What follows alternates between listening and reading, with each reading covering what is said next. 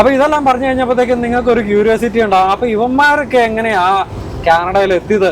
ഇവന്മാർക്ക് ഈ പറഞ്ഞ എലിജിബിലിറ്റി ഒക്കെ ഉണ്ടോ? അപ്പം 100 പേരിൽ 30 പേര് VR കിട്ടുമെന്ന് പറഞ്ഞാൽ ആ 30 പെടുന്ന അച്ഛന്മാരാണോ ഇവന്മാരെ? കള്ളവണ്ടിയാണോ? നീ കണ്ടിട്ടും കാണാത്തപ്പോൾ കടിക്കും, എന്റെ പാട്ട് കേട്ടിട്ടും കേൾക്കാത്തപ്പോൾ ഭവിക്കും. കാര്യം കണ്ടു കഴിഞ്ഞ് കൈ കഴുകുന്നൊരാ, കാര്യത്തോടടുക്കുമ്പോ മേ കഴുകുന്നൊരാ, നടുമുറിയിൽ കൊണ്ട് തൈ നടുന്നവരാ, മര്യാദകല്ലേ മൈ ഐഡിയ റോമന കിട്ടാം, കരണം കേട്ടാം, മരണം കിട്ടാൻ വൈകുലട്ടാ.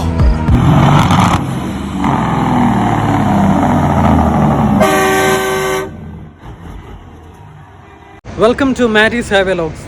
നമ്മളിപ്പോൾ ഉള്ളത് ലൂയിസിയാനയിലെ ബാറ്റൺ റൂഫിലാണുള്ളത്. ജോമറ്റോയെ കിടന്നുറങ്ങുവാണ്, ഞാൻ ഡെലിവറി ചെയ്തുകൊണ്ടിരിക്കുന്നത്. ഇന്നത്തെ വീഡിയോയിൽ നമ്മൾ സംസാരിക്കാൻ പോകുന്ന ടോപ്പിക് എന്ന് പറഞ്ഞാൽ, നമ്മൾ ചാനൽ തുടങ്ങിയപ്പോൾ മുതൽ നിങ്ങൾ പലരും നമുക്ക് ചോദിച്ചിട്ടുള്ള, ഏറ്റവും കൂടുതൽ ചോദിച്ചിട്ടുള്ള ഒരു ടോപ്പിക്കിനെ കുറിച്ചാണ്. അപ്പം ആ ഒരു സബ്ജക്റ്റിനെ കുറിച്ച് ഒത്തിരി പറയാനുള്ളത് കൊണ്ട് തന്നെ ഞാൻ ഈ നിന്നിപ്പോൾ ഈ വർത്തമാനം പറഞ്ഞ് ബോറടിപ്പിക്കുന്നില്ല. നമുക്കെന്തായാലും ലോഡ് എടുത്ത് ജോമറ്റോയെ വെയിറ്റ് ചെയ്യാൻ വേണ്ടിയിട്ട് നമുക്ക് വെയിറ്റ് ചെയ്യാം. ജോമറ്റോയും കൂടെ എണീറ്റ് കഴിയുമ്പോൾ ഞങ്ങൾ ഒരു ഡിസ്കഷനായിട്ട് ഇതിനെക്കുറിച്ചുള്ള ഫുൾ ടോപ്പിക്കിൽ ഒരു ഡീറ്റെയിൽഡ് സംസാരം തന്നെ നിങ്ങളുടെ മുന്നിലേക്ക് കൊണ്ടുവരാം. ബൈ ദ വേ, നിങ്ങൾ ബാക്ക്ഗ്രൗണ്ടിൽ കണ്ടതുപോലെ ഇപ്രാവശ്യം നമ്മൾ നമ്മുടെ പീറ്റർബിൽറ്റ് അല്ല കൊണ്ടുവന്നേക്കുന്നത് കേട്ടോ.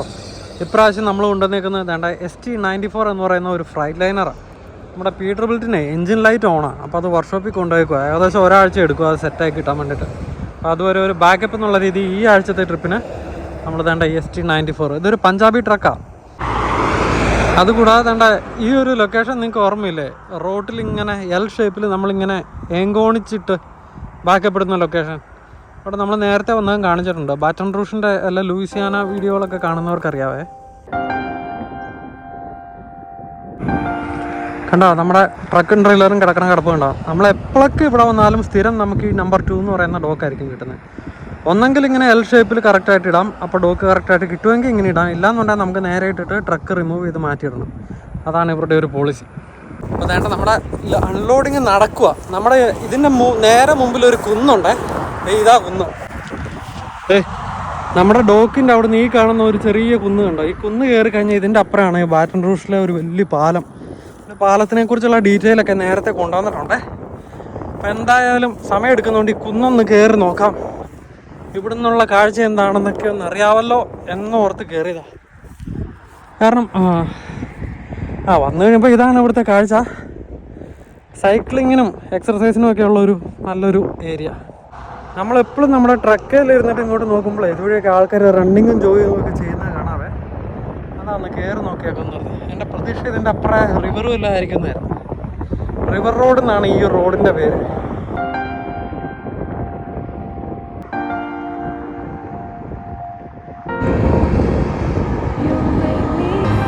വണ്ടിക്കകത്ത് ഇഷ്ടംപോലെ പഞ്ചാബി എലമെൻറ്റ്സ് ഒക്കെ ഉണ്ട് കേട്ടോ. പഞ്ചാബികളുടെ കൊടിയും അതോടൊപ്പം തന്നെ അവരുടെ മറ്റേ സിമ്പിൾസ് ഒക്കെ ഉണ്ടല്ലോ.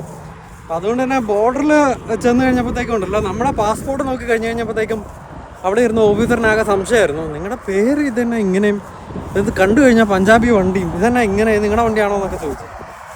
കാരണം ഇത് ഇനിയിപ്പോൾ നമ്മൾ വേറെ റോങ് നെയിമിലും എല്ലാം ആണോ കിടക്കണമെന്നൊക്കെ അറിയാൻ വേണ്ടിയിട്ട് നമ്മൾ ഇന്നോലൊക്കെ പറയേണ്ട വന്നു. നമ്മുടെ വണ്ടി വർക്ക്ഷോപ്പിൽ പോയതുകൊണ്ടാണ് ഞങ്ങൾ പഞ്ചാബികളല്ല, ഇത് പഞ്ചാബി ട്രക്കാണ്, വേറെ ബാക്കപ്പ് ട്രക്ക് എടുത്താന്നൊക്കെ. അങ്ങനെ കുറച്ച് നേരത്തെ കാത്തിരിപ്പിന് ശേഷം നമ്മുടെ ഡെലിവറി എല്ലാം കഴിഞ്ഞിരിക്കുകയാണ്. POD കിട്ടി. നമുക്ക് വണ്ടി എടുത്തുകൊണ്ട് ഇവിടുത്തെ അടുത്തുള്ള ഒരു ഹൗസിലേക്ക് പോകാം.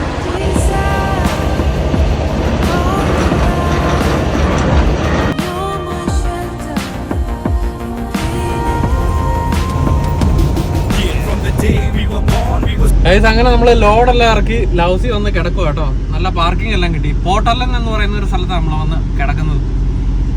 അങ്ങനെ കുറച്ച് നേരം കിടന്നു കഴിഞ്ഞാൽ നമ്മൾ ഓൾറെഡി പ്രതീക്ഷിച്ചായിരുന്ന ഒരു ലേ ഓവറിന് വകുപ്പ് ഉണ്ടെന്ന്. നാച്ചുറലി ഇന്ന് ലേ ഓവറാണ്. നാളെ ഉച്ചയ്ക്ക് 1 മണിക്കത്തേക്ക് ഒരു ലോഡ് റെഡി ആയിട്ടുണ്ട്. അപ്പോൾ മിക്കവാറും അതിനും നേരത്തെ നാളെ മറ്റെന്തെങ്കിലും റെഡി ആവുകയാണെങ്കിൽ അത് തരാം എന്നും പറഞ്ഞുകൊണ്ടിരിക്കുന്നത്. അപ്പോൾ എന്തായാലും ഡെഫിനറ്റ്ലി നാളെ ലോഡുള്ളൂ. അപ്പോൾ ചുമ്മാ ഒന്ന് പുറത്തിറങ്ങി നടക്കാനൊക്കെ പ്ലാൻ ചെയ്തിരിക്കുക. കാരണം എന്താണെന്ന് വെച്ചാൽ ഇവിടെ ലേ ഓവർ കിട്ടുമ്പോൾ പണ്ട് അർജുമായി ഉണ്ടായിരുന്നപ്പോൾ ഞാനും അർജുമായി ഇതുവഴി നടന്ന് നമ്മൾ ക്രേ ഫിഷ് കഴിച്ച ഒരു വീഡിയോ ഒക്കെ ചെയ്തിട്ടില്ലേ. അപ്പോൾ അതുപോലെ അപ്പുറം ചെന്നൊരു ക്രേ ഫിഷും 2 ബിയറും ഒക്കെ കഴിക്കാൻ പറ്റുമെന്ന് നോക്കട്ടെ. കാരണം നാളെ ഉച്ച വരെ ഇഷ്ടംപോലെ സമയമുണ്ട്. കാരണം ഇവിടെ ടൈം സോൺ ഡിഫറൻ്റ് ആണല്ലോ. നമുക്ക് ഒണ്ടാറിനേക്കാളും 1 മണിക്കൂറോടെ പുറയില്ലേ ഇവിടെ. അപ്പോൾ നാളെ ലോഡ് കിട്ടാൻ വേണ്ടിയിട്ട് ഇഷ്ടംപോലെ സമയമുണ്ട്. ജോമറ്റോ കുളിച്ചിറങ്ങി പേഴ്സൊക്കെ എടുത്ത് റെഡി ആയിട്ട് ജോമറ്റോയുടെ ചിലവാണ്. അതുകൊണ്ടോ? പോയാ തെരുവുകൾ ചിലതടയവേ പല നിലവുകൾ അതിലെരിയവേ. അങ്ങനെ ഒരു ദിവസത്തെ ലേ ഓവർ എല്ലാം കഴിഞ്ഞ് നമ്മൾ രാവിലെ തന്നെ വന്ന് ലോഡെല്ലാം എടുത്ത് നമ്മൾ റോഡിലേക്ക് ഇറങ്ങി കേട്ടോ.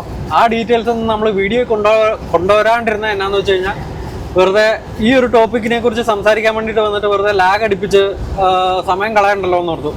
അതിനല്ല, ഈ ഒരു വീഡിയോ ക്ലിക്ക് ചെയ്തിരിക്കുന്ന ഒരു 70% ആൾക്കാരും നമ്മുടെ തമ്നയിലിൽ കണ്ടതുപോലെ കാനഡയിൽ എങ്ങനെ ട്രക്ക് ഡ്രൈവർ ആവാം, അല്ലെ അമേരിക്കയിലേക്ക് നമ്മൾ ഓടിക്കുന്ന പോലെ എങ്ങനെ ട്രക്ക് ഓടിക്കാം എന്നുള്ള സബ്ജക്റ്റിനെ കുറിച്ച് അറിയാൻ വേണ്ടിയിട്ട് ആകാംക്ഷയോട് കൂടി വന്നിരിക്കുന്നവരാണെന്ന് മനസ്സിലാവും, അറിയാമല്ലോ. അപ്പം അങ്ങനെയുള്ളവരെ വെറുതെ കാത്തിരിപ്പിച്ച് വെറുതെ വീഡിയോ ലാഗടിപ്പിക്കുന്നില്ല. നമുക്ക് എന്തായാലും ടോപ്പിക്കിലേക്ക് പോയാലോ പോയി സെറ്റ്. നമുക്കിതൊരു ഡിസ്കഷൻ പോലെ അങ്ങ് മുന്നോട്ട് കൊണ്ടുപോകാം. അപ്പം നമ്മുടെ ഒരു ഡിസ്കഷനിൽ നിന്ന് നമ്മളെങ്ങനെ ട്രക്ക് ഡ്രൈവേഴ്സ് ആയ അങ്ങനെയുള്ള കാര്യങ്ങളൊക്കെ പറഞ്ഞു കഴിയുമ്പോഴത്തേക്കും പ്രേക്ഷകർക്ക് ഒരു ഐഡിയ കിട്ടുമല്ലോ എങ്ങനെയാണ് ഇതിന്റെ ഒരു സെറ്റപ്പ് എന്നേ. അപ്പം ബേസിക്കലി ഇതെല്ലാം തുടങ്ങുന്നതിന് മുമ്പേ ആദ്യത്തെ കാര്യം പറയട്ടെ, ഇമിഗ്രേഷൻ പോളിസിനെ കുറിച്ചോ അല്ലെ പ്രോപ്പർ ആയിട്ടുള്ള ഒരു ഇമിഗ്രേഷനെ കുറിച്ചോ ഒന്നും അഡ്വൈസ് ചെയ്യാൻ പറ്റുന്ന ലൈസൻസ്ഡ് ആയിട്ടുള്ള അല്ലെ അതിനെക്കുറിച്ച് കംപ്ലീറ്റ് നോളജ് ഉള്ള ഒരു ലൈസൻസ്ഡ് പേഴ്സൺ അല്ല ഞാനും ജോമറ്റുവായും. അപ്പം അതുകൊണ്ട് തന്നെ ഞങ്ങൾ ഈ പറയുന്നതെല്ലാം റഫ് ആയിട്ടുള്ള ഒരു ഐഡിയ ആണ് നമ്മുടെ വീഡിയോ കാണുന്നവർക്ക് വേണ്ടിയിട്ട്. ഏറ്റവും ആക്യുറേറ്റ് ആയിട്ടുള്ള ഇമിഗ്രേഷനെ കുറിച്ചുള്ള ഐഡിയാസിനെ കുറിച്ചെല്ലാം ഒന്നെങ്കിൽ IRCC അല്ലേ, IRCCയുടെ വെബ്സൈറ്റ് ചെക്ക് ചെയ്യുക, അല്ലാന്നുണ്ടെങ്കിൽ നല്ലൊരു ഏജൻസീനെ കോണ്ടാക്ട് ചെയ്ത് ഈ പറയുന്ന കാര്യങ്ങളെ കുറിച്ചൊക്കെ അന്വേഷിക്കുക കേട്ടോ. ഇപ്പോൾ ഒരു റഫ് ഐഡിയ നിങ്ങൾക്ക് തരാം. അപ്പം കാനഡയിൽ എങ്ങനെ ട്രക്ക് ഡ്രൈവർ ആവാം, അമേരിക്കയിലേക്ക് എങ്ങനെ ട്രക്ക് ഓടിക്കാം, ഈ ഒരു സബ്ജക്റ്റിനെ കുറിച്ച് ഞാൻ പറയുകയാണെങ്കിൽ വളരെ ബേസിക്കലി നമുക്ക് ഏറ്റവും ആദ്യം വേണ്ടതെന്ന് പറഞ്ഞു കഴിഞ്ഞാൽ ഇതിന് വേണ്ട വിസ പ്രോസസ്സ് അല്ലെ, പേപ്പർ വർക്ക് കംപ്ലീറ്റ് ചെയ്ത് അതിനുള്ള കാര്യങ്ങൾ കംപ്ലീറ്റ് ചെയ്യുക എന്നുള്ളതാണ് ആദ്യം വേണ്ടത്. കാരണം ഒരു രാജ്യത്ത് പ്രത്യേകിച്ച് കാനഡയിൽ വരാനും ഇവിടെ ജോലി ചെയ്യാനും വേണ്ട വിസ നമുക്ക് സെറ്റ് ആവുക എന്നുള്ളതാണല്ലോ. അപ്പോൾ എൻ്റെ ഒരു അറിവിൽ ബേസിക്കലി നമുക്ക് 3 കാറ്റഗറീസ് ഓഫ് വിസയിൽ പെട്ടവരാണ് ഇവിടെ മറ്റേത് ജോലിയും പോലെ ട്രക്ക് ഓടിക്കാൻ വേണ്ടിയിട്ട് കേപ്പബിൾ ആയിട്ടുള്ളത്. ഒന്ന് PR അല്ലെങ്കിൽ പെർമനന്റ് റെസിഡന്റ് ഓഫ് കാനഡ എന്ന് പറയുന്ന കാറ്റഗറിയിലുള്ളവർ, 2 വർക്ക് പെർമിറ്റ് എന്ന് പറയുന്ന കാറ്റഗറിയിലുള്ളവർ, 3 LMIA അല്ലെ ടെമ്പററി ഫോറിൻ വർക്കർ എന്ന് പറയുന്ന കാറ്റഗറിയിലുള്ളവർ. ഈ 3 കാറ്റഗറി പെട്ടവർക്ക് ഫുൾ ലൈസൻസ് എടുത്ത്, ഇപ്പം ഫുൾ ലൈസൻസ് എന്ന് പറയുമ്പോഴത്തേക്കും നമ്മുടെ നാട്ടിലെ പോലെ തന്നെ ഇന്ത്യയുടെ ലൈസൻസ് അല്ലല്ലോ നമുക്ക് കിട്ടുന്നത്. നമുക്ക് ലൈസൻസ് കിട്ടുന്നതെങ്കിൽ കേരളത്തിൻ്റെ അല്ലെ മറ്റു പല സംസ്ഥാനങ്ങളുടെ അല്ലേ. അതുപോലെ കാനഡ സംസ്ഥാനങ്ങളായിട്ടല്ല പല പ്രോവിൻസുകളായിട്ടാണ് ഡിവൈഡ് ചെയ്തിരിക്കുന്നത്. ഇപ്പം കാനഡ എന്ന് പറയുന്ന രാജ്യത്ത് Ontario, Nova Scotia, Alberta, British Columbia, Newfoundland അങ്ങനെ പല പല പ്രോവിൻസുകളാണുള്ളത്. ഈ ഓരോ പ്രോവിൻസുകളുമാണ് ലൈസൻസ് ഇഷ്യൂ ചെയ്യുന്നത്. നമ്മൾ ഈ പറയുന്നതെല്ലാം ഒൻറ്റാറിയോ എന്ന് പറയുന്ന പ്രോവിൻസിൻ്റെ ബേസിനെ അടിസ്ഥാനപ്പെടുത്തിയിട്ടായിരിക്കും. കാരണം എന്താണെന്ന് വെച്ചാൽ ഞങ്ങളെല്ലാം ഒൻറ്റാറിയോ ബേസ്ഡ് ആയിട്ടാണ് ജീവിക്കുന്നതും സെറ്റിൽഡ് ആയിരിക്കുന്നതും.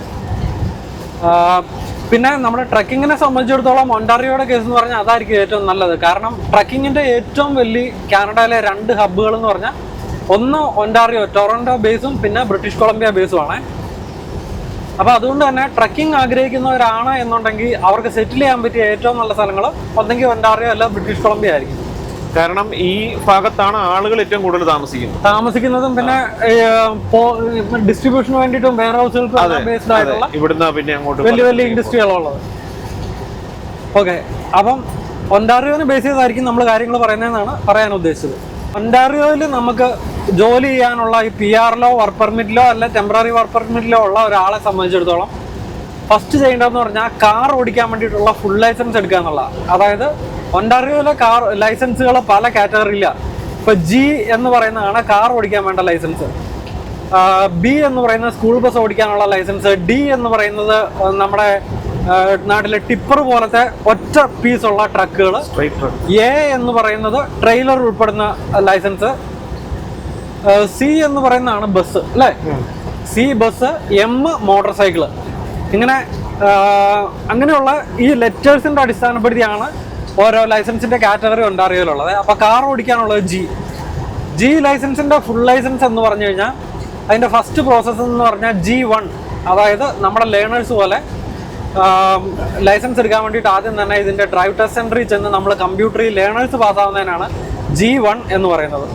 ഈ G1 പാസ്സായി കഴിഞ്ഞ് കഴിഞ്ഞാൽ നമുക്ക് സാധാരണഗതിയിൽ എന്നാന്ന് വെച്ച് കഴിഞ്ഞാൽ ടെസ്റ്റ് കൊടുത്തു കഴിഞ്ഞാൽ G2 എന്ന് പറയുന്ന ലൈസൻസ് കിട്ടും. G2 എന്ന് പറയുന്നത് നമ്മൾ ഹൈവേയിൽ ഓടിക്കാതെയുള്ള, അതായത് നോവിസ് ഡ്രൈവർ എന്ന് പറയുന്ന അല്ല ഫ്രഷ്ലി ലൈസൻസ് കിട്ടുന്നവർക്ക്, എക്സ്പീരിയൻസ് ഇല്ലാത്തവർക്ക് വേണ്ടിയിട്ടുള്ളതാണ് G2. ഈ G2 എന്ന ലൈസൻസിൽ നിന്നുകൊണ്ട് എക്സ്പീരിയൻസ് ആയിട്ട് വേണം നമ്മൾ G എന്ന് പറയുന്ന ലൈസൻസിന് വേണ്ടിയിട്ട് ഡ്രൈവ് ടെസ്റ്റ് കൊടുക്കാൻ വേണ്ടിയിട്ട്. അപ്പോൾ G എന്ന ലൈസൻസിലാണ് ശരിക്കും നമ്മൾ ഈ ഇതുപോലത്തെ ഹൈവേകളിലേക്ക് ഇറങ്ങുന്നത്. അപ്പം ഈ G1 G2 കഴിഞ്ഞ് G കിട്ടുന്നതിനെയാണ് ഫുൾ ലൈസൻസ് എന്ന് പറയുന്നത് കേട്ടോ. അതുപോലെ ഈ G കിട്ടാൻ വേണ്ടിയിട്ട് ഈ G1 G2 G എന്നുള്ള ആ ഒരു പ്രോസസ്സിനേക്കാൾ അതൊരെണ്ണം. പിന്നെ ഇപ്പം നമ്മളെപ്പോലെയൊക്കെ മറ്റുള്ള രാജ്യങ്ങളിൽ നിന്ന് ഇങ്ങോട്ട് വരുന്ന ഇമിഗ്രൻസ് ഉണ്ടല്ലോ, അവരെ സംബന്ധിച്ചിടത്തോളം ഇപ്പം നമുക്കൊക്കെ ആവശ്യത്തിന് ഡ്രൈവിംഗ് എക്സ്പീരിയൻസുകളും എല്ലാം മറ്റു പലതും ഉള്ളവരല്ലേ. അപ്പോൾ അതുപോലെ തന്നെ നമ്മുടെ ഇൻ്റർനാഷണൽ എക്സ്പീരിയൻസുകൾ നമുക്ക് ഇങ്ങോട്ട് വരുമ്പോൾ ഇങ്ങോട്ട് കൺവേർട്ട് ചെയ്യാം. അപ്പോൾ അതിന് വേണ്ടിയിട്ട് നമുക്ക് നമ്മുടെ നാട്ടിലെ MBDയുടെ അടുത്തുനിന്ന് അതിൻ്റെ പേരെന്നായിരുന്നു, അബ്സ്ട്രാക്റ്റും പിന്നെ വേറെ ഒരു പേര് പറയുമല്ലോ, അല്ല സിവിയർ അല്ല, അതിന്റെ പർട്ടിക്കുലേഴ്സ് എന്ന് പറയുന്ന പേരിലുള്ള ഒരു പേപ്പർ മേടിച്ചുകൊണ്ട് വന്നു കഴിഞ്ഞാൽ നമുക്ക് ഇവിടെ ഒൻറ്റാറിയോയിലെ ഡ്രൈവ് ടെസ്റ്റ് സെന്ററിൽ കൊടുത്തു കഴിഞ്ഞാൽ, അത് എല്ലാ ഡ്രൈവ് ടെസ്റ്റ് സെന്ററിലും പറ്റില്ല, സർട്ടൻ ആയിട്ടുള്ള മെയിൻ ആയിട്ടുള്ള സ്ഥലത്ത് കൊടുക്കണം. നേരത്തെ എല്ലായിടത്തും ഇപ്പൊ ഈ ഇന്ത്യക്കാർ മുഴുവൻ ഇതിന്റെ പേര് പല ഉടായ്പകളും കാണിക്കുന്നതിന്റെ പേര് പല സ്ഥലങ്ങളിലും ഇന്ത്യൻ ലൈസൻസുകൾ അവർ അക്സെപ്റ്റ് ചെയ്യുന്നില്ല. ആ കൗണ്ടറിൽ നിൽക്കുന്ന ആൾ അക്സെപ്റ്റ് ചെയ്താലേ അക്സെപ്റ്റ് ആവുള്ളൂ. അപ്പം അതുകൊണ്ടൊക്കെ തന്നെ ഇവിടെയുള്ള ബ്രാംപ്ടൺ, മിസിസാഗ പോലെയുള്ള ഏരിയകളിൽ, അല്ല ഇന്ത്യക്കാർ കൂടുതലായിട്ടുള്ള ഏരിയകളിൽ അവിടുത്തെ ഓഫീസേഴ്സും ഇന്ത്യക്കാരായിരിക്കും. അപ്പം അങ്ങനെയുള്ളവർ ഇപ്പൊ അത് അക്സെപ്റ്റ് ചെയ്യുന്നുണ്ട്. കാരണം ചില പ്രൊവിൻസ്, നമ്മുടെ ഇന്ത്യയിൽ നിന്നുള്ള ചില സ്റ്റേറ്റുകളിൽ നിന്നുള്ള ഫേക്ക് സർട്ടിഫിക്കറ്റ് ഇവിടെ പിടിച്ചിട്ടുണ്ട്. അതുകൊണ്ട് അത്രയും ഭയങ്കരമായിട്ട് നോക്കുന്നത്. അതെ. അപ്പം നമ്മുടെ നാട്ടിലെ ഈ പ്രോപ്പറായിട്ടുള്ള ഡോക്യുമെന്റ്സ് ഉണ്ട് എന്നുണ്ടെങ്കിൽ നമ്മുടെ എക്സ്പീരിയൻസ് ഇങ്ങോട്ട് കൺവേർട്ട് ചെയ്ത് ഈ G1 ലേണേഴ്സ് ടെസ്റ്റ് കഴിഞ്ഞിട്ട് G2 എന്നുള്ള കടമ്പ ഒഴിവാക്കാൻ വേണ്ടിയിട്ട് നമുക്ക് നേരിട്ട് ഹൈവേയിൽ ടെസ്റ്റ് കൊടുക്കാം. അതിന് ശരിക്കും പറഞ്ഞു കഴിഞ്ഞാൽ ഒറ്റ ടെസ്റ്റേ ഉള്ളൂ. ആ ഒറ്റ ടെസ്റ്റിൽ തന്നെ നമ്മൾ പാസ്സായിരിക്കണം. അങ്ങനെ പാസ്സായാൽ ഈ G2 സ്കിപ്പ് ചെയ്ത് നമ്മുടെ എക്സ്പീരിയൻസും ആഡ് ചെയ്ത് G1 നിന്ന് നേരെ G ആവാം. അതൊരു പ്രോസസ്സാണ്. അതേസമയം ഈ ഫസ്റ്റ് ടെസ്റ്റിൽ നമ്മൾ ഫെയിൽ ആയെന്നിരിക്കട്ടെ, അപ്പോൾ പിന്നെ നമുക്ക് പിന്നെ G2 കൊടുത്തിട്ട് പിന്നീട് G ആവാൻ പറ്റുള്ളൂ. അപ്പോൾ പറഞ്ഞു വന്നത് വേറൊന്നുമല്ല, നമ്മുടെ ട്രക്ക് ഡ്രൈവിങ്ങിന് വേണ്ടിയിട്ടുള്ള എലിജിബിലിറ്റി എന്ന് പറയുമ്പോഴത്തേക്കും നമുക്ക് ഈ വിസ കാറ്റഗറി ഉണ്ട് എന്നുണ്ടെങ്കിൽ പിന്നീട് നമ്മൾ ചെയ്യേണ്ടത് കാറിൻ്റെ ഫുൾ ലൈസൻസ് എടുക്കുക എന്നുള്ളതാണ്. അപ്പോൾ ഈ G എന്ന് പറയുന്ന ഫുൾ ലൈസൻസ് എടുത്തു കഴിഞ്ഞാൽ പിന്നെ നമ്മൾ എലിജിബിളായി ട്രക്കിങ്ങിൻ്റെ കോഴ്സിന് ചേരാൻ വേണ്ടിയിട്ട്. ട്രക്കിംഗ് എന്ന് പറയുമ്പോഴത്തേക്കും ശരിക്കും പറഞ്ഞാൽ ഒൻറ്റാറിയോയിൽ ഒരു 3 മാസത്തെ കോഴ്സായിട്ടാണ് ഇപ്പോഴത്തെ കാറ്റഗറിയിൽ പോയിക്കൊണ്ടിരിക്കുന്നത്. കുറച്ച് നാളായിട്ട് അങ്ങനെയാണ്. ഈ 3 മാസത്തെ കോഴ്സ് എന്ന് പറയുമ്പോൾ ഒരാഴ്ചത്തെ തിയറി ക്ലാസ്സും ബാക്കി ഉള്ള 3 മാസം ഇത്ര നമ്പർ ഓഫ് ക്ലാസ്സസും നമ്മൾ അറ്റൻഡ് ചെയ്ത് കഴിയുമ്പോഴത്തേക്കുമാണ് നമ്മൾ ടെസ്റ്റ് എടുക്കാൻ വേണ്ടിയിട്ട് എലിജിബിൾ ആവുന്നത്. അപ്പം ബേസിക്കലി ഇവിടെ ഒത്തിരി ട്രക്കിംഗ് കോളേജുകളുണ്ട്. ഈ ട്രക്കിംഗ് കോളേജുകളുടെയൊക്കെ ഫീസ് എന്ന് പറഞ്ഞാൽ $4,500 തൊട്ട് $9,000 വരെയുള്ള പ്രൈസിൻ്റെ കാറ്റഗറിയിൽ വ്യത്യസ്തമായ കോളേജുകൾ. പ്രൈസിൻ്റെ ഡിഫറൻസ് വരുന്നത് എന്നാന്ന് വെച്ചാൽ കോളേജിൻ്റെ ക്വാളിഫിക്കേഷനും അല്ല, അതിൻ്റെ റെപ്യൂട്ടേഷനും നല്ല നല്ല കാര്യങ്ങളും എല്ലാം വരുമ്പോഴത്തേക്ക് നാച്ചുറലി അതിൻ്റെ കോസ്റ്റ് കൂടുമല്ലോ. അപ്പം പറഞ്ഞു വന്നത് $4,500 $9,000 ഇടയിൽ നിൽക്കുന്ന ഈ ഒരു പർട്ടിക്കുലർ കോഴ്സ് പല കോളേജുകളും ഓഫർ ചെയ്യുന്നുണ്ട്. അപ്പോൾ ഈ കോളേജിൽ പോയി നമ്മൾ പഠിച്ച്, അപ്പോൾ ഒരുമാതിരിപ്പെട്ട എല്ലാ കോളേജുകളിലും കോഴ്സിൻ്റെ ഭാഗമായിട്ട് തന്നെ നമുക്ക് 2 ടെസ്റ്റുകൾ ഫ്രീ ആയിരിക്കും. അപ്പോൾ 2 ടെസ്റ്റുകൾ ഫ്രീ എടുക്കാം. അപ്പോൾ ടെസ്റ്റ് എടുക്കണം കേട്ടോ. കോഴ്സ് പഠിച്ചു കഴിഞ്ഞു എന്ന് പറഞ്ഞാൽ നമ്മൾ ട്രക്കേഴ്സ് ആവില്ല, ടെസ്റ്റ് എടുക്കാനേ ആവുള്ളൂ. അപ്പോൾ അങ്ങനെ ടെസ്റ്റ് എടുത്തു കഴിഞ്ഞാൽ നമുക്ക് ട്രക്ക് ഡ്രൈവർ ആവാം. പിന്നെ ഇപ്പോൾ ഓട്ടോമാറ്റിക് ട്രക്കിലാണ് നമ്മൾ ലൈസൻസ് എടുക്കുന്നത്, അല്ല ടെസ്റ്റ് എടുക്കുന്നത് എന്നുണ്ടെങ്കിൽ നമുക്ക് ഓട്ടോമാറ്റിക് ട്രക്ക് മാത്രമേ ഓടിക്കാൻ പറ്റുള്ളൂ. മാനുവൽ ട്രക്കിൽ ലൈസൻസ് എടുത്താലേ മാനുവലും ഓട്ടോമാറ്റിക് ഓടിക്കാൻ പറ്റുള്ളൂ. ഓട്ടോമാറ്റിക് ട്രക്കിൽ ലൈസൻസ് എടുക്കുന്നവർക്ക് പിന്നീട് എപ്പോഴേലും മാനുവലിലേക്ക് മാറണമെന്നുണ്ടെങ്കിൽ വീണ്ടും മാനുവലിൽ ടെസ്റ്റ് എടുക്കണം അല്ലേ? എടുക്കണം. മാനുവലിൽ ടെസ്റ്റ് എടുത്താലേ പിന്നീട് മാനുവലിൽ ലൈസൻസ് എടുക്കാൻ പറ്റും. അങ്ങനെ റൂൾ വന്നാലേ. അതെ അതെ, ഈ ഇടയ്ക്ക് അങ്ങനെ ആയി. നമുക്ക് ആ പ്രശ്നമില്ലായിരുന്നു. അപ്പം ഇതൊക്കെയാണ് ബേസിക്കലി ചെയ്യാനുള്ള, അല്ലെ കാനഡയിൽ ട്രക്ക് ഡ്രൈവർ ആവാനുള്ള സെറ്റപ്പുകൾ. ഇനി നമ്മൾ ട്രക്ക് ഡ്രൈവർ ആയി കഴിഞ്ഞിട്ട് US ട്രക്ക് ഓടിക്കാൻ വേണ്ടിയിട്ട് എന്താണ് US വിസ വേണം. US വിസ എന്ന് പറയുമ്പോഴത്തേക്ക് 2 വിസ ഉണ്ടല്ലോ. നമ്മൾ പണ്ട് അമേരിക്കൻ ബോർഡർ എന്ന് പറയുന്ന നമ്മുടെ ഇതിൻ്റെ അകത്ത് ഡീറ്റെയിൽസ് എല്ലാം എക്സ്പ്ലെയിൻ ചെയ്തിട്ടുണ്ട്. B1 B2 എന്ന് പറയുന്ന 2 വിസിറ്റിംഗ് വിസ ആണുള്ളത്. ഇതിൽ B1 വേണം B2 വേണം. അതിൽ B1 ബിസിനസ് വിസ, B2 ആണ് ഫ്രണ്ട്ലി നമ്മുടെ ഫ്രണ്ട്സ് ആൻഡ് ഫാമിലിനെ വിസിറ്റ് ചെയ്യാൻ വേണ്ടിയിട്ടുള്ള വിസ. സാധാരണ ഇതിൽ നമ്മൾ അമേരിക്കൻ വിസയ്ക്ക് വേണ്ടിയിട്ട് അപ്ലൈ ചെയ്ത് അവിടെ ഇൻ്റർവ്യൂവിന് ചെല്ലുമ്പോൾ അവർ പർപ്പസ് ചോദിക്കും. പർപ്പസ് ചോദിക്കുമ്പോഴത്തേക്കും നമ്മൾ കൊമേഴ്സ്യൽ ട്രക്ക് ഓടിക്കാൻ വേണ്ടിയിട്ടാണ്, ട്രക്ക് ഡ്രൈവർ ആണ് എന്ന് പറഞ്ഞാൽ മാത്രമേ നമുക്ക് ഈ B1 B2 കിട്ടുള്ളൂ. അത് രണ്ടും ഇല്ല എന്നുണ്ടെങ്കിൽ നമുക്ക് ട്രക്ക് ഓടിച്ചാൽ അല്ലെ കൊമേഴ്സ്യൽ പർപ്പസിന് വേണ്ടി ഇതിലേക്ക് US ഒഫീഷ്യലി ഓടിക്കാൻ പറ്റിയല്ല കേട്ടോ. ചില സാഹചര്യങ്ങളുണ്ട് ആൾക്കാരത് കാരണം ഇവരെന്നാന്ന് വെച്ചാൽ അതിന് ഈ ട്രക്ക് ഓടിക്കാനുള്ള ഒരു പ്ലാനിന് മുമ്പേ അവരുടെ ആരുടെയും ബന്ധക്കാരൊക്കെ അമേരിക്കയിലുണ്ട്, അവർ ഓൾറെഡി അമേരിക്കൻ വിസ എടുത്തിട്ടുണ്ടാവും. അപ്പോൾ അവർക്ക് ആ ഫ്രണ്ട്സ് ആൻഡ് ഫാമിലിനെ വിസിറ്റ് ചെയ്യാനുള്ള വിസ മാത്രമേ കാണുള്ളൂ. എന്നിട്ട് പിന്നീട് അപ്ലൈയിൽ അവർ ട്രക്ക് ഡ്രൈവർ ആയി കഴിഞ്ഞാൽ എനിക്ക് അമേരിക്കൻ വിസ ഉണ്ടല്ലോ എന്നാൽ പോയേക്കാന്ന് വിചാരിച്ച് അങ്ങ് പോകും. അവിടെ ചെന്ന് നമ്മളെ ബൂത്തിൽ ബോർഡർ ഓഫീസർ ചെക്ക് ചെയ്ത് കഴിയുമ്പോഴത്തേക്ക് അയാൾക്ക് ഫ്രണ്ട്സ് ആൻഡ് ഫാമിലിനെ വിസിറ്റ് ചെയ്യാൻ വേണ്ടിയിട്ടുള്ള വിസിറ്റിംഗ് വിസയാണുള്ളത്, കൊമേഴ്സ്യൽ പർപ്പസിന് കടക്കാൻ വേണ്ടിയിട്ടുള്ള സെറ്റപ്പ് ഇല്ലയെന്ന് പറഞ്ഞുകൊണ്ട് തിരിച്ചു വിട്ട സാഹചര്യങ്ങളും ഉണ്ട്. അപ്പോൾ അതുകൊണ്ട് ഇങ്ങനെയൊക്കെയാണ് അതിൻ്റെ പ്രോസസ്സ്. അങ്ങനെ നമുക്ക് അമേരിക്കൻ വിസ യൂഷ്വലി 10 വർഷത്തേക്കാണ് കിട്ടുന്നത് മൾട്ടിപ്പിൾ എൻട്രിയുടെ. അപ്പോൾ ആ വിസ കിട്ടിക്കഴിഞ്ഞാൽ നാച്ചുറലി ബിറ്റ്വീൻ ക്രോസ് ബോർഡർ അമേരിക്കയും കാനഡയും തമ്മിൽ ക്രോസ് ബോർഡർ സർവീസ് ചെയ്യാം അല്ലേ?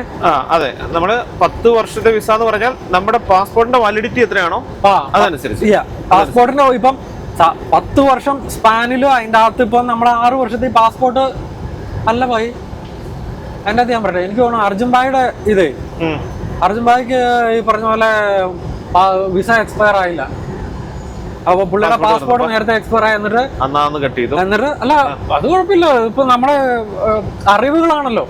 പക്ഷെ സാധാരണ ഗതിയിൽ കിട്ടുന്ന പാസ്പോർട്ടിന്റെ എക്സ്പയറിക്ക് അനുസരിച്ച് വിസ എക്സ്പയർ ചെയ്ത് പോകുന്നുള്ളതാണ് പലർക്കും. നമ്മുടെ പാസ്പോർട്ട് നോക്കിയാൽ മതി. കാരണം എനിക്കത് കൺഫ്യൂഷൻ ഉള്ളത്, ഞാൻ കല്യാണം കഴിഞ്ഞ ഉടനെ തന്നെയാണ് ഇവിടെ വന്ന് ലൈസൻസ് എടുത്തത്. അപ്പൊ ആ സമയത്ത് നമുക്ക് ഫുള്ള് കിട്ടിയായിരുന്നു. കാരണം ആ സമയത്ത് പാസ്പോർട്ട് അപ്ഡേറ്റ് ചെയ്യേണ്ടി വന്നോണ്ട്. അല്ല അപ്പൊ അത് സംഭവം എന്താന്ന് വെച്ച് കഴിഞ്ഞാണല്ലോ, എനിക്ക് തോന്നുന്നു അവിടെ ഈ വിസ അപ്രൂവ് ചെയ്യുന്ന ഓഫീസറിന്റെ ഒരു മൂഡ് പോലെ ആയിരിക്കും. അതിപ്പോ നമുക്ക് ഈ കിട്ടുന്ന വിസ നമ്മള് എവറി 6 മന്ത് പുതുക്കണമല്ലോ, I-94 എന്ന് പറയുന്നത്. അപ്പൊ എവറി 6 മന്ത് പുതുക്കുമ്പോൾ അത് ഓഫീസറെ ഡിപ്പെൻഡ് ആണ്. നമുക്ക് 2 പേർക്കും നമ്മൾ പറഞ്ഞിട്ടില്ലേ, ചില സമയത്ത് നമുക്ക് 1 ഇയർ വരെ കിട്ടിയിട്ടുണ്ട്. ചില സമയത്ത് 3 ആഴ്ച വരെ കൊടുത്ത എന്റെ ഫ്രണ്ട്സിനും ഉണ്ട്, 3 ആഴ്ച മാത്രം കൊടുത്തവരും ഉണ്ട്. അത് ഓഫീസർ ഡിപ്പെൻഡ് ആണ്. അപ്പൊ സംഭവം ഞാൻ പറയാൻ കാരണം എന്താ വെച്ചാൽ അർജുൻ ഭായിയുടെ പാസ്പോർട്ട് എക്സ്പയർ ആയി, പക്ഷെ നമ്മുടെ US വിസ വാലിഡ് ആയിരുന്നേ. പിന്നെ ഈ പഴയ പാസ്പോർട്ടും പുതിയ പാസ്പോർട്ടും രണ്ടും പുള്ളി കൈ പിടിക്കുമായിരുന്നു. കാരണം നമ്മളെ ഓഫീസറെ ബൂത്തിൽ കാണിക്കുമ്പോൾ വിസ ഇപ്പഴാണല്ലോ. അങ്ങനെയാണല്ലോ, അത് അങ്ങനെ വരത്തില്ല. അതെ അതെ അതെ. പിന്നെ I-94 $6 ആയിരുന്നു, ഇപ്പൊ അത് വീണ്ടും കൂട്ടിയിട്ടുണ്ട് അല്ലേ? അതിപ്പോ ട്രംപ് ഇപ്പൊ റീസെന്റ് ജസ്റ്റ് ഫ്രഷ് ആയിട്ട് $6, അതായത് നമുക്ക് അമേരിക്കൻ വിസ ഉണ്ട് എന്നുണ്ടെങ്കിൽ നമ്മൾ I-94 എന്ന് പറയുന്ന ഒരു ഫോം വഴിയാണ്. കാരണം നമ്മൾ ഡെയിലി വിസ ബോർഡർ അങ്ങോട്ടും ഇങ്ങോട്ടും ക്രോസ് ചെയ്തോണ്ടിരിക്കും അല്ലേ. അപ്പൊ ഇതെല്ലാം നമ്മുടെ പാസ്പോർട്ടിൽ സ്റ്റാമ്പ് ചെയ്യാനാണ് എന്നുണ്ടെങ്കിൽ അതെല്ലാം വലിയ പുസ്തകങ്ങളൊക്കെ മേടിക്കേണ്ടി വരും, ബൈബിൾ പോലത്തെ ഇത്രയും വലിയ കട്ടിയുടെയൊക്കെ. അപ്പൊ അതുകൊണ്ട് തന്നെ ഇതെല്ലാം ഓൺലൈനിലാണ് അവർ നോക്കുന്നത്. അപ്പം അതോടൊപ്പം തന്നെ നമ്മുടെ എൻട്രി എക്സിറ്റ് അവർ മോണിറ്റർ ചെയ്യുന്ന I-94 എന്ന് പറയുന്ന ഒരു പ്രോസസ്സിൽ കൂടെയാണ്. അപ്പം ഇത് സാധാരണ ഗതിയിൽ 6 മാസത്തേക്ക്, ഇല്ലാന്നുണ്ടെങ്കിൽ ചിലർക്ക് കുറേ നാളത്തെ റെപ്യൂട്ടേഷൻ കാര്യങ്ങളെല്ലാം വെച്ച് 1 വർഷം വരെയൊക്കെ കിട്ടാറുണ്ട്. അപ്പം അങ്ങനെ പുതുക്കിക്കൊണ്ടിരിക്കണം. അപ്പം അതിൻ്റെ കോസ്റ്റിൻ്റെ കാര്യമാണ് ജോമറ്റോയെ പറഞ്ഞത്. ഇത്രയും നാളും ഈ 6 മാസത്തേക്ക് $6 ഉണ്ടായിരുന്നുള്ളൂ. പക്ഷേ ഇപ്പോൾ റീസെൻ്റ്ലി നമ്മുടെ ട്രംപ് താരിഫും മറ്റ് പല കാര്യങ്ങളും കിട്ടിയതിൻ്റെ കൂട്ടത്തിൽ ഇങ്ങനെ എപ്പോഴും നിങ്ങൾ കാനഡയ്ക്ക് വരണ്ട എന്നുള്ള ഒരു ഉദ്ദേശത്തിൻ്റെ പുറത്താവാം അയാൾ $6 നിന്ന് $30 കയറ്റി എന്ന് ട്രക്കിംഗ് ഗ്രൂപ്പുകളിലൊക്കെ ഈയിടെ കണ്ടായിരുന്നു. അല്ല, നമ്മുടെ ഫ്രണ്ട് എടുക്കുകയും ചെയ്തു. അപ്പൊ അത് കൺഫേം ആയി. അപ്പൊ നമ്മുടെ ഫസ്റ്റ് ഘട്ടം കഴിഞ്ഞു. ഇതിൽ എന്തായാലും ബാക്കി വേറെ കൂട്ടിച്ചേർക്കാനോ വല്ലോ? വേറെ എന്താ, പിന്നെ ഈ ലൈസൻസ് എടുക്കുന്ന പറയുമ്പോ നമുക്ക് നാട്ടിലെ ലേണേഴ്സ് പോലെ ആദ്യം നമ്മൾ ഓൺലൈൻ എക്സാം ചെയ്ത് കിട്ടി. അതിന് കൂടുതൽ നമുക്ക് എയർ ബ്രേക്ക് കൂടെ ഉണ്ടെങ്കിൽ മാത്രം അത് എൻഡോസ് ചെയ്താൽ മാത്രമേ ഉള്ളൂ നമുക്ക് ലേണേഴ്സ് എന്ന് പറയുന്ന അത് ശരിയാ ഒരു ഇതുള്ളത്. നമ്മളിപ്പം ഫുൾ ലൈസൻസ് എന്ന് പറഞ്ഞപ്പോഴത്തേക്കും കാറിന്റെ ഫുൾ ലൈസൻസിന്റെ കാര്യമല്ലേ പറഞ്ഞത്, G1 G2 G. അതുപോലെ തന്നെ ട്രക്കിന്റെ കാറ്റഗറി ആയിട്ടുള്ള ആ എടുക്കാൻ വേണ്ടിയിട്ട് A1 എന്ന് പറയുന്ന റിട്ടേൺ ടെസ്റ്റ് ഉണ്ട്. അതുകൂടാതെ നമുക്ക് Z അല്ലെ Z എന്ന് പറയുന്ന Z എൻഡോഴ്സ്മെന്റ് എന്ന് പറയുന്ന ഒരു സാധനം ഉണ്ട്. അതായത് അതിൻ്റെ അകത്താണ് എയർ ബ്രേക്ക് എൻഡോഴ്സ്മെന്റ്, എയർ ബ്രേക്കിനെ കുറിച്ചുള്ളത്, ബ്രേക്ക് ചാമ്പറുകളെ കുറിച്ചുള്ളത്, അല്ല ഇങ്ങനെയുള്ള പ്രോസസ്സുകളെ കുറിച്ചുള്ള അതിൻ്റെ ഓരോ PSIയുടെയും പ്രത്യേകതകൾ അതിനെ ചെക്ക് ചെയ്യുന്ന അങ്ങനെയുള്ള കാര്യങ്ങളെല്ലാം ഉൾപ്പെടുന്ന ഒരു കോഴ്സാണ് Z എൻഡോഴ്സ്മെന്റ്. അപ്പം ഈ ട്രക്കിന്റെ ലൈസൻസിന്റെ കാറ്റഗറി A എന്നാണ് അറിയപ്പെടുന്നതെങ്കിലും AZ എന്ന് പറയുന്ന ഒരു ലൈസൻസ് ആണ് നമുക്ക് ട്രക്ക് ഓടിക്കാൻ വേണ്ടിയിട്ട് വേണ്ടത് കേട്ടോ. കാരണം എയർ ബ്രേക്ക് എൻഡോഴ്സ്മെന്റും വേണം. അപ്പൊ A1 പിന്നെ A. ഞാൻ കാര്യം പറഞ്ഞോട്ടെ, നമ്മള് ഈ പറഞ്ഞ നമ്മുടെ എയർ ബ്രേക്കും ബാക്കിയുള്ള ഓൺലൈൻ എക്സാമും ചെയ്യുമ്പോൾ നമുക്ക് A ആവുള്ളൂ എനിക്ക് തോന്നുന്നു. കാരണം നമുക്ക് തരുന്ന ആ കാർഡ് ഉണ്ടല്ലോ, നമുക്ക് ആ കാർഡ് വരില്ലേ, അതിൽ A മാത്രമേ ഉള്ളൂ. Z ആണെങ്കിൽ നമ്മൾ ടെസ്റ്റ് കഴിയണം, റോഡ് ടെസ്റ്റ് കഴിയണം, അങ്ങനെയല്ലേ? അല്ല, ഈ കോഴ്സ് പഠിച്ച് നമുക്ക് ടെസ്റ്റ് എടുക്കണമെങ്കിൽ Z എൻഡോഴ്സ്മെന്റ് വേണം. കാരണം നമ്മൾ വണ്ടി ഓടിക്കണമെങ്കിൽ Z വേണം. ഓക്കെ. കാരണം നമ്മൾ വണ്ടി ഓടിക്കുമ്പോൾ ഇത് എയർ ബ്രേക്ക് യൂസ് ചെയ്യുമല്ലേ? അതെ, അതെന്തായാലും വേണം. കാരണം അത് രണ്ടും കൂടെ ചെയ്തെങ്കിൽ മാത്രമേ നമുക്ക് ആ ലേണേഴ്സ് നാട്ടിൽ വണ്ടി ഓടിക്കാൻ പറ്റുന്നത്. അല്ല, നമുക്ക് ലീഗലി പഠിക്കാനാണേലും വണ്ടി റിസൾട്ട് വേണം. അത് ഫസ്റ്റ് ഈ ലേണേഴ്സിന്റെ ഒപ്പം തന്നെ റിസൾട്ട് എടുത്തിട്ട് നമുക്ക് വണ്ടി തൊടാൻ പറ്റുള്ളൂ. കാരണം നമ്മൾ ഓപ്പറേറ്റ് ചെയ്യുന്ന സാധനത്തെ കുറിച്ച് അറിയണ്ടേ. അത് മാത്രമല്ല, അത് റിന്യൂവലും ചെയ്യണം. അത് എല്ലാം ഇപ്പൊ ലൈസൻസ് റിന്യൂ ചെയ്യുന്ന പോലെ തന്നെ റിസൾട്ട് എൻഡോഴ്സ്മെന്റും റിന്യൂ ചെയ്യണം. അതും ചെയ്യണം, മെഡിക്കലും റിന്യൂ ചെയ്യണം. മെഡിക്കലും റിന്യൂ ചെയ്യണം. നാച്ചുറലി ട്രക്ക് ഡ്രൈവേഴ്സിന് ഇപ്പം ഈവൻ നോർമൽ ലൈസൻസിനും മെഡിക്കലുണ്ട്. പക്ഷെ ട്രക്ക് ഡ്രൈവേഴ്സിനെ സംബന്ധിച്ചിടത്തോളം കുറച്ചുകൂടെ കൊമേഴ്സ്യൽ ഡ്രൈവിംഗ് ചെയ്യുന്നവരല്ലേ, പ്രൊഫഷണൽ ഡ്രൈവേഴ്സ് എന്നാണല്ലോ അറിയപ്പെടുന്നത്. അപ്പൊ അവർക്ക് കുറച്ചുകൂടെ ഡീറ്റെയിൽ ആയിട്ടുള്ള ഐസൈറ്റും മറ്റു പല കാര്യങ്ങളും ഒക്കെ ചെക്ക് ചെയ്യുന്ന അതിൽ മെഡിക്കലുണ്ട്. എയർ ബ്രേക്ക് കുറേ ടഫാണ്, കുറച്ചുകൂടി ടഫായിരുന്നു. അപ്പൊ കുറെ ഏജ്ഡ് ആയിട്ടുള്ള ആളുകൾക്ക് അത് വീണ്ടും റിന്യൂ വരുമ്പോൾ ഭയങ്കര ബുദ്ധിമുട്ടായിരുന്നു. അതുകൊണ്ട് റീസെന്റ് ആ പോളിസി മാറ്റി കുറേ ലിബറൽ ആക്കി ഓൺലൈൻ തന്നെ നമുക്ക് ചെയ്യാം. അത് വീണ്ടും ഫെയിൽ ആയാലും നമുക്ക് വീട്ടിൽ ഇരുന്ന് ചെയ്യാനുള്ള ഒരു സിസ്റ്റം വന്നു. അത് വന്നു. അത് നമ്മുടെ ഒരു സുഹൃത്ത് വീട്ടിൽ വന്നപ്പോൾ എടുത്തത്, സുബി നമ്മുടെ വീട്ടിൽ വന്നപ്പോൾ എടുത്തത്. അപ്പൊ ഞാനത് കണ്ടായിരുന്നത്. വേണ്ട, നമ്മളത് ഓൺലൈനിൽ നമ്മളിങ്ങനെ കണ്ട്, അപ്പൊ നമുക്ക് തെറ്റിപ്പോയാലും വീണ്ടും ഓപ്ഷൻ ഉണ്ട്. നമുക്ക് വീണ്ടും ഓപ്ഷൻ ഉണ്ട്. നമുക്കത് വീട്ടിൽ നിന്ന് ഒരു അരമണിക്കൂർ 3/4 മണിക്കൂർ കൊണ്ട് ചെയ്യാവുന്നേ ഉള്ളൂ. ലാസ്റ്റ് നമുക്കൊരു സർട്ടിഫിക്കറ്റ് കിട്ടും. ആ സർട്ടിഫിക്കറ്റ് കൊണ്ടേ കൊടുത്താൽ നമുക്ക് റിന്യൂ ആയി കിട്ടും. അതെ. അപ്പൊ ബേസിക്കലി ഈ പറഞ്ഞ പ്രോസസ് എല്ലാം നിങ്ങളൊരു കോളേജിൽ ചെന്ന് കഴിയുമ്പോഴത്തേക്ക് അവര് ഗൈഡ് ചെയ്ത് പോകുന്ന കേട്ടോ. ഇപ്പൊ ഉദാഹരണം പറഞ്ഞു കഴിഞ്ഞാൽ ഞാൻ പഠിച്ചത് ഹംബർ കോളേജ് എന്ന് പറഞ്ഞ ഒരു കോളേജിലായിരുന്നു. അപ്പം എനിക്ക് ഇതിന്റെ ഇൻട്രസ്റ്റ് വന്നു കഴിഞ്ഞപ്പോഴത്തേക്കും ഞാൻ ആ കോളേജിൽ പോയി അന്വേഷിച്ച് കഴിഞ്ഞപ്പോഴത്തേക്കും ഈ പറഞ്ഞ Z എൻഡോഴ്സ്മെന്റ് ആണെങ്കിലും ബാക്കിയുള്ള കാര്യങ്ങളെല്ലാം അതിൻ്റെ അകത്ത് ഇൻക്ലൂഡഡ് ആയിരുന്നു. ഈ ലേണേഴ്സ് A1 മാത്രമായിരുന്നു എനിക്ക് ഡ്രൈവ് ടെസ്റ്റ് സെന്ററിൽ പോയി ചെയ്യേണ്ടത്. ഈ എയർ ബ്രേക്കിന്റെ എൻഡോഴ്സ്മെന്റും ബാക്കിയുള്ള ടെസ്റ്റും എല്ലാ കാര്യങ്ങളും കോളേജിന്റെ ഭാഗത്തു നിന്ന് തന്നെ ഉണ്ടായിരുന്നു.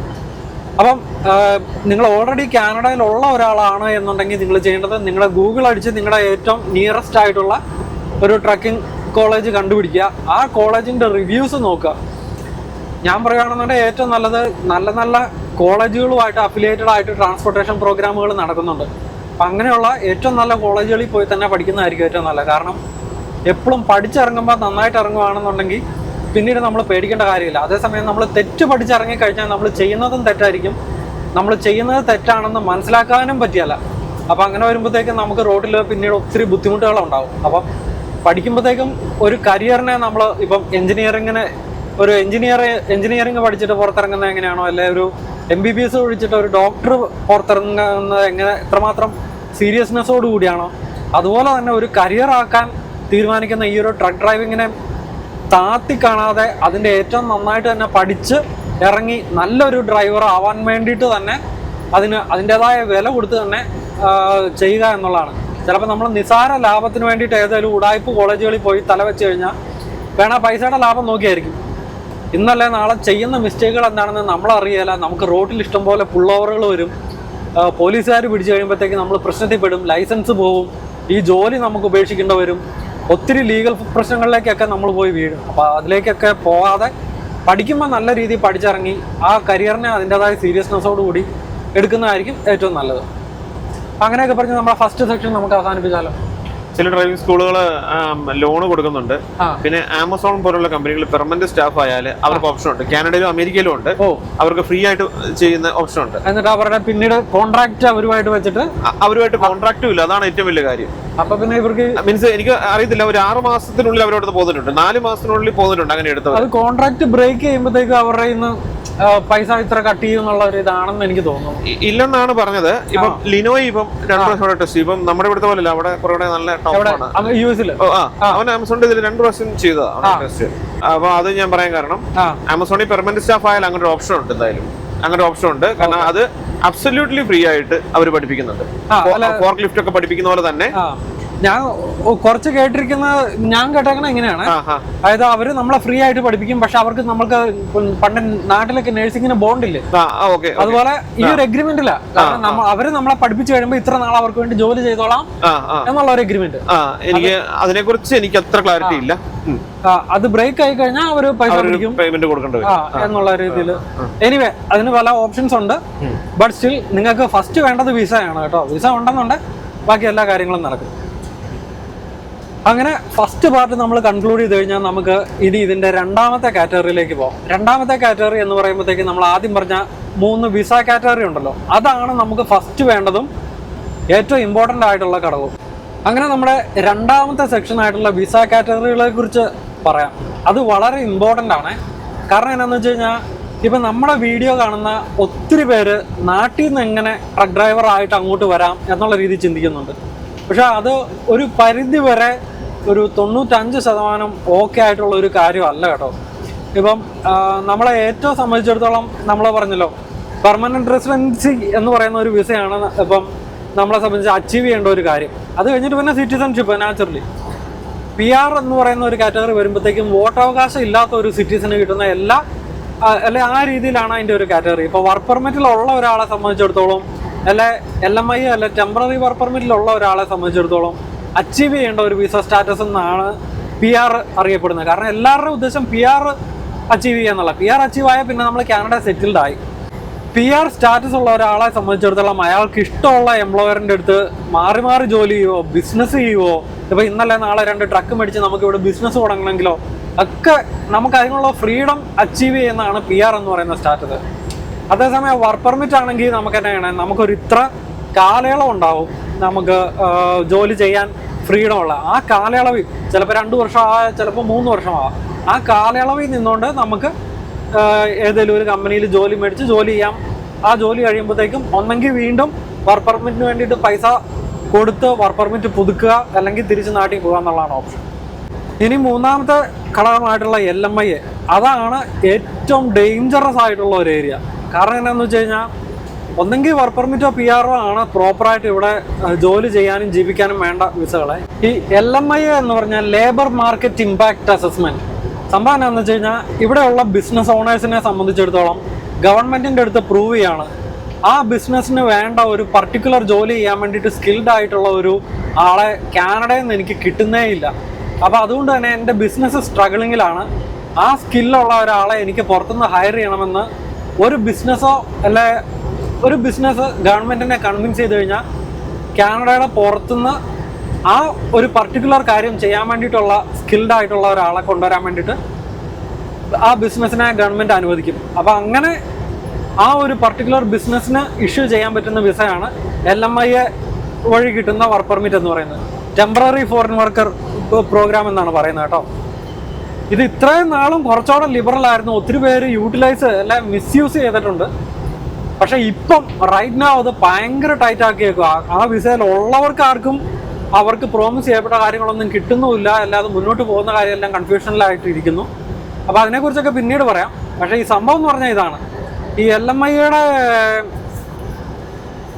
LMI വിസ കാറ്റഗറി വഴി സാധാരണ ഇതിലിപ്പോൾ ഒരു ഉദാഹരണം പറഞ്ഞു കഴിഞ്ഞാൽ നമ്മുടെ ഇവിടെ ഒരു ഇന്ത്യൻ റെസ്റ്റോറൻറ്റ് ഉണ്ടെന്നിരിക്കട്ടെ, പോട്ടെ കേരള റെസ്റ്റോറൻറ്റ്. അപ്പോൾ നമുക്ക് പൊറോട്ട അടിക്കാൻ വേണ്ടിയിട്ട് പൊറോട്ട അടിക്കാൻ സ്പെഷ്യൽ ആയിട്ടുള്ള ഒരാളെ ഇവിടെ അന്വേഷിച്ച് കഴിഞ്ഞാൽ കിട്ടണമെന്നില്ല. ഇനിയിപ്പോൾ ഉണ്ടെങ്കിൽ തന്നെ അണ്ടർഗ്രൗണ്ട് ഇതുപോലെ നമുക്ക് പറയാം, എനിക്ക് പൊറോട്ട അടിക്കാനുള്ള ഒരാളെ കിട്ടാനില്ല, പൊറോട്ട അടിക്കാനില്ലാത്തതുകൊണ്ട് എൻ്റെ ബിസിനസ് സ്ട്രഗിളിംഗ് ആണ്, എനിക്ക് പുറത്തുനിന്ന് ആളെ കൊണ്ടുവരണം എന്ന് പറഞ്ഞുകൊണ്ട് അങ്ങനെ ഒരു ഇത് പറയാം. കാരണം പൊറോട്ട അടിക്കാൻ ഇവിടെ ആരും കിട്ടിയല്ലോ.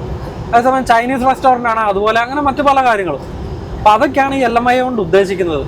പക്ഷേ ട്രക്ക് ഓടിക്കാൻ ഒരു കമ്പനി LMI കൊടുക്കുക എന്ന് പറയുമ്പോഴത്തേക്കും ഇവിടെ ട്രക്ക് ഡ്രൈവർമാരുടെ ഒരു ഷോർട്ടേജും ഇല്ല.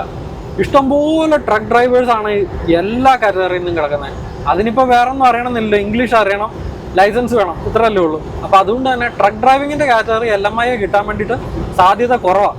എന്നാലും ഈ പറയുന്ന പോലെ പലവിധ ഉടായ്പിക്കൂടെ എന്ന് പറയാൻ കാരണം എന്ന് വെച്ചാൽ ബിസിനസ്സുകളെ സംബന്ധിച്ചിടത്തോളം LMI പുറത്ത് കൊടുക്കുന്നത് ലാഭമാണ്. ഇപ്പോൾ എനിക്കൊരു 3 ട്രക്കുള്ള ഒരു കമ്പനി ഉണ്ടെന്നിരിക്കട്ടെ, എന്നെ സംബന്ധിച്ചിടത്തോളം LMI പുറത്ത് ഇഷ്യൂ ചെയ്ത് കഴിഞ്ഞാൽ ആ ഇഷ്യൂ ഇപ്പം ഞാൻ ജോമറ്റോയ് നാട്ടിലുള്ള ഒരാളാണ്, ജോമറ്റോയ്ക്ക് LMI കൊടുക്കാമെന്ന് പറഞ്ഞുകൊണ്ട് ഞാൻ സ്പോൺസർ ചെയ്ത് കഴിഞ്ഞാൽ ജോമറ്റോയുടെ നിന്ന് എനിക്ക് $25,000 തൊട്ട് അതിൻ്റെ മുകളിലേക്കാണ് LMIAക്ക് വേണ്ടിയിട്ട് ആൾക്കാരുടെ അടുത്ത് നിന്ന് കമ്പനികളും ചോദിക്കുന്നത്. അപ്പോൾ $25,000 മേടിക്കുന്നത് അത് എനിക്കൊരു ക്യാപിറ്റലായി.